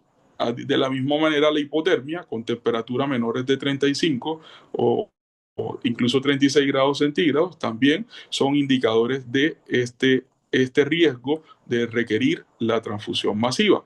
Hay otros datos que son más evidentes durante el examen clínico, como un pulso radial débil, alteración neurológica, la hipotermia, el patrón de la lesión, en estos casos que son traumas penetrantes, o datos que son evidentes cuando se hace la reanimación, cuando no hay una respuesta adecuada a la resucitación inicial con los fluidos y el pack de glóbulos rojos iniciales, que el paciente no se estabiliza y persiste en un estado de shock, con criterios de sangrado exsanguinante como mayor del 40% de la volemia o del 50% de la volemia en 10 minutos y la cuantificación del débito como tal por minuto. Cuando se pierde el 50% de la volemia en 3 horas y cuando hay un índice ABC mayor o igual de 2 o un TASH mayor o igual de 18, que esos son los scores que vamos a revisar a continuación. Pero previamente, acá podemos ver de la evidencia clínica de los diferentes estudios que nos han mostrado la utilidad de los diferentes scores y estrategias para hacer este tipo de manejo como tal. Vemos estudios importantes como el CRASH, que ya tenemos el CRASH 3, como el WOMAN, que se utilizó para pacientes obstétricas, donde se han tenido en cuenta este tipo de estrategias y el manejo concomitante farmacológico que incluye incluso el ácido tranexámico. Hay estudios que están incluso, que son más recientes aún o están en curso como tal. Promovemos el CHIPS como tal, que son estudios que han tenido o que vienen teniendo bastante relevancia, y el TEST-STOR también para tener en cuenta la utilización más adecuada de los hemocomponentes. En general, las guías para la recomendada para generar este tipo de estrategias de reanimación son muy generales y tienen en cuenta varios parámetros de acuerdo al cuadro a presentar. Vemos que en general los niveles de hemoglobina siempre se manejan entre 7 a 9 gramos por litro, que se tienen en cuenta de la misma manera la presentación del fibrinógeno, porque de manera inicial la utilización de la cuantificación del fibrinógeno se ha convertido en una de nuestras herramientas útiles para definir el tipo de la transfusión que vamos a utilizar. Los niveles de plaquetas que pueden variar de acuerdo si hay hemorragia activa, pero por debajo de 50.000 nos da una indicación clara. Pacientes con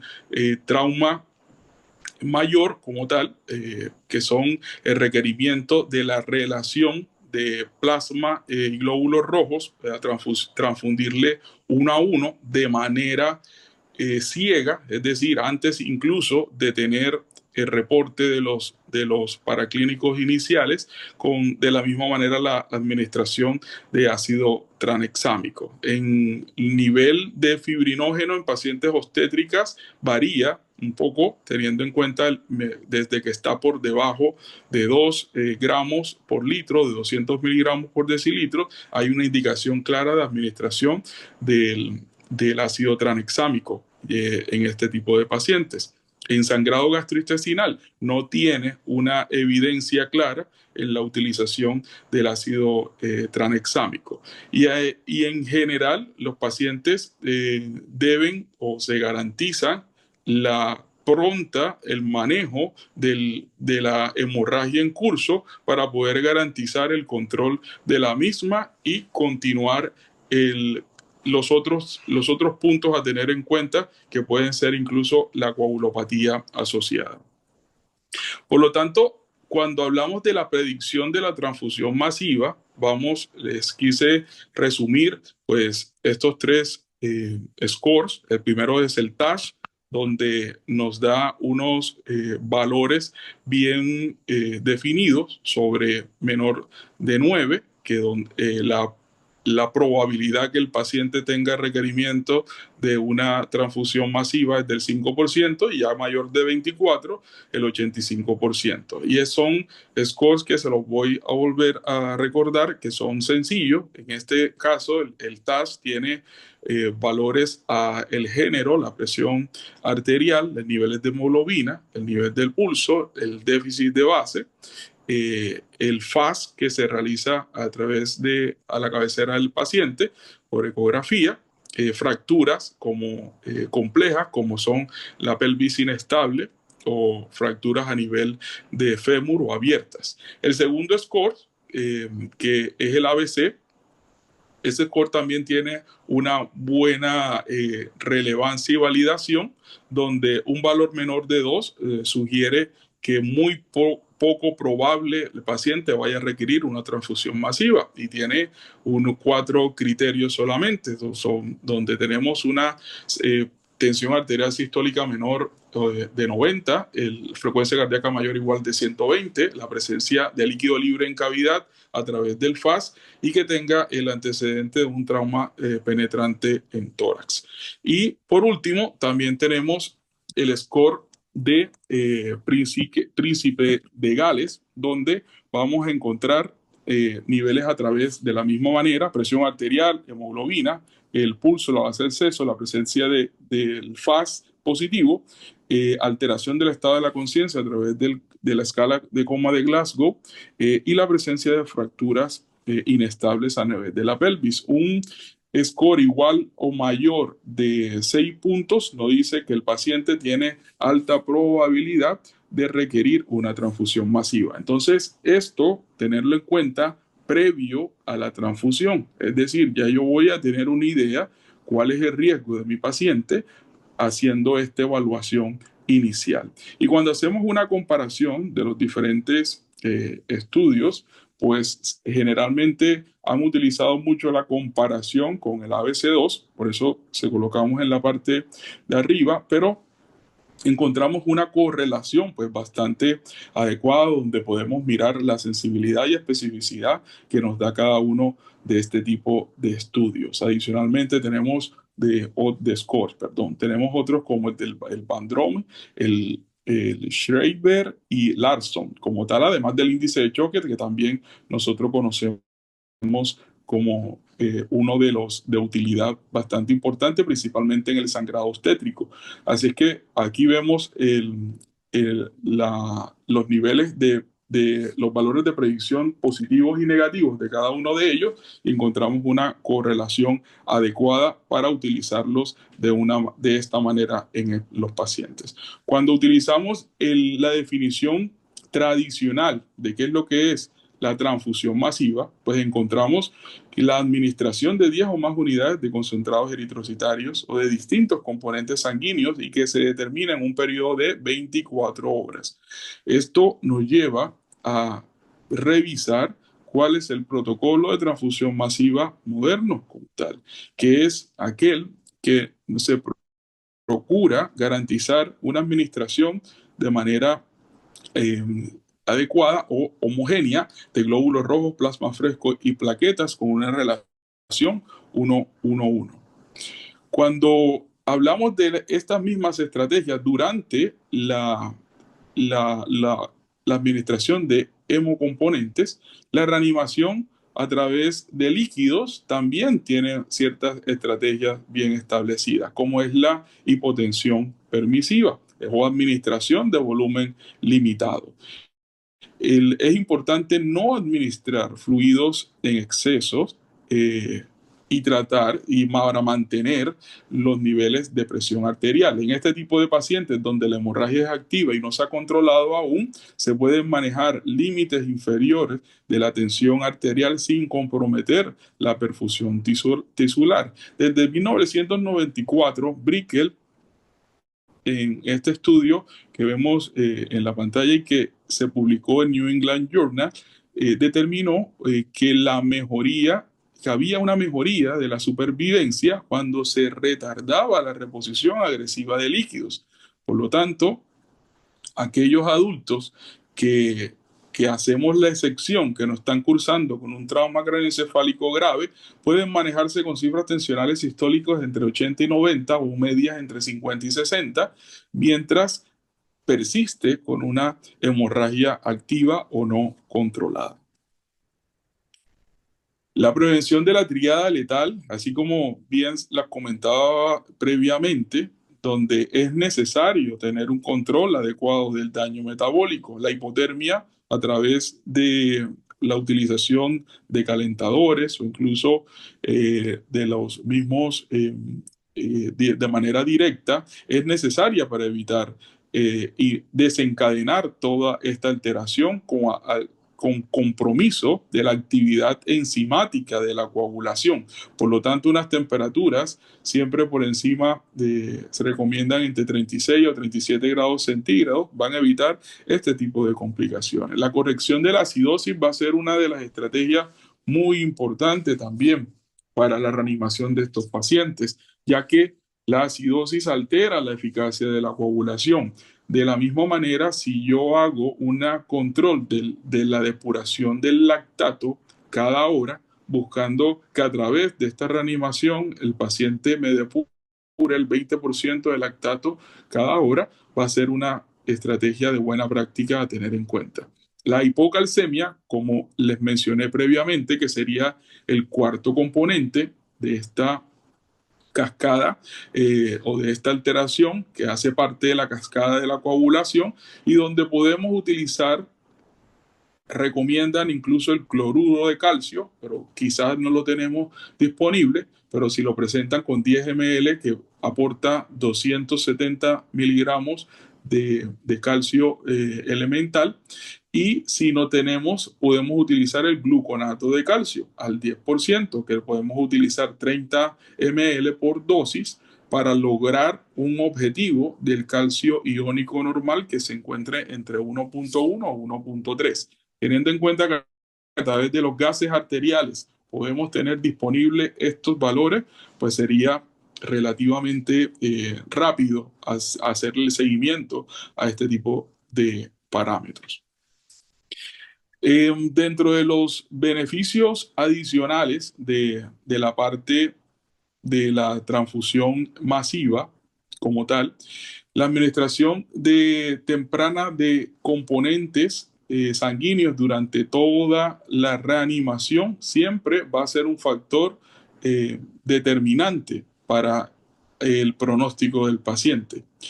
De esta misma manera, es necesario una mejor eficiencia de los bancos de sangre para la liberación de los productos. Es decir, debemos tener una comunicación directa y eficaz a través del banco de sangre para poder hacer nuestra estrategia de reanimación en el tiempo que corresponde. Y de esta manera vamos a poder disminuir el volumen total de los componentes sanguíneos administrados y por lo tanto la disminución de los costos establecidos. Y esto también nos va a ayudar a tener o evitar esta administración excesiva de los cristaloides durante la reanimación para evitar las complicaciones asociadas a la dilución. Algunos efectos secundarios también que se asocian a la administración excesiva de los líquidos es la lesión por reperfusión. Como tal, cuando nosotros exageramos o no controlamos adecuadamente el volumen de cristaloides administrados, nos puede generar un aumento de la adhesión leucocitaria y de la manera también asociada a acidosis. Estos pacientes pueden hacer una respuesta inflamatoria sistémica y desencadenar un síndrome de distrés respiratorio agudo. Por lo tanto, asociado a esta coagulopatía, el paciente nos va a llevar también a una falla multiorgánica y se va a hacer mucho más difícil el cierre temprano de la fascia y la pared abdominal asociado al edema visceral que se presenta en este tipo de pacientes. Ya terminando esta parte sobre la transfusión masiva, pues cuando tenemos esta definición tradicional, es necesario en esta gráfica que hacemos una compilación de todo lo asociado a ella, ¿ok? Siempre tener en cuenta las valoraciones o los estudios de análisis viscoelástico si lo tenemos disponible. Eso va a ser muy importante en la guía de reanimación y que se deberían utilizar cada 30 o cada 60 minutos para poder evaluar la respuesta o el manejo y de acuerdo a los laboratorios tradicionales como los niveles de hemoglobina, conteo de plaquetas, fibrinógeno y el tiempo de protrombina. Como lo vemos en la imagen, niveles entre 7 a 9 de hemoglobina, plaquetas mayores de 50.000, el fibrinógeno pues mayor de 1.5 y el tiempo de coagulación que sea menor a 1.5 de normal. Y de acuerdo de cada una de estas alteraciones vamos a decidir inicialmente la transfusión de los hemocomponentes, ya sea glóbulos rojos, plaquetas, crioprecipitados o de plasma. Importante de posteriormente hacer el direccionamiento con estas pruebas que nos ayudan a hacerla de una manera más eficiente.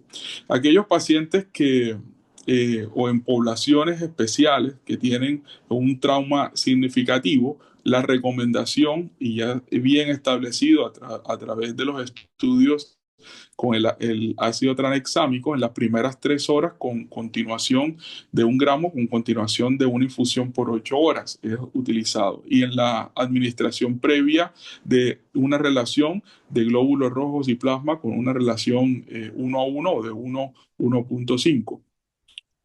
El manejo de las pacientes con la hemorragia postparto, donde el nivel de fibrinógeno, como les decía, cambia desde a partir de 2, o ese es el punto de control, y 1 gramo de pacientes de ácido tranexámicos en pacientes que hayan perdido más de 500 ml antes del manejo quirúrgico. Lo tendríamos muy en cuenta cada vez que decidamos la estrategia de transfusión que vamos a utilizar. Terminando nuestra charla del día de hoy, me gustaría dejarle unos puntos claves, no tanto son conclusiones, ya que la coagulopatía se convierte en un evento frecuente en el trauma grave. Aquellos pacientes con el laboratorio convencional, tenerlo en cuenta que generalmente es más lento y requiere siempre adicionar otros componentes para la toma de decisiones en pacientes que tienen un sangrado bastante significativo. Cuando el sangrado es masivo, la resucitación que hacemos a través de la guía de ATLS se muestra algo ineficaz por la prolongación del sangrado y la hipoperfusión, y una minoría de los pacientes nos pueden presentar una coagulopatía asociada al trauma al ingreso, incluso antes de la resucitación. Tener en cuenta el uso temprano del ácido tranexámico en trauma grave, que no es más, está muy claro la utilidad, y la limitación de los cristaloides y la resucitación proactiva con una infusión precoz ha demostrado que disminuye la mortalidad. Eso era lo que quería compartir con ustedes el día de hoy y muchas gracias por la invitación.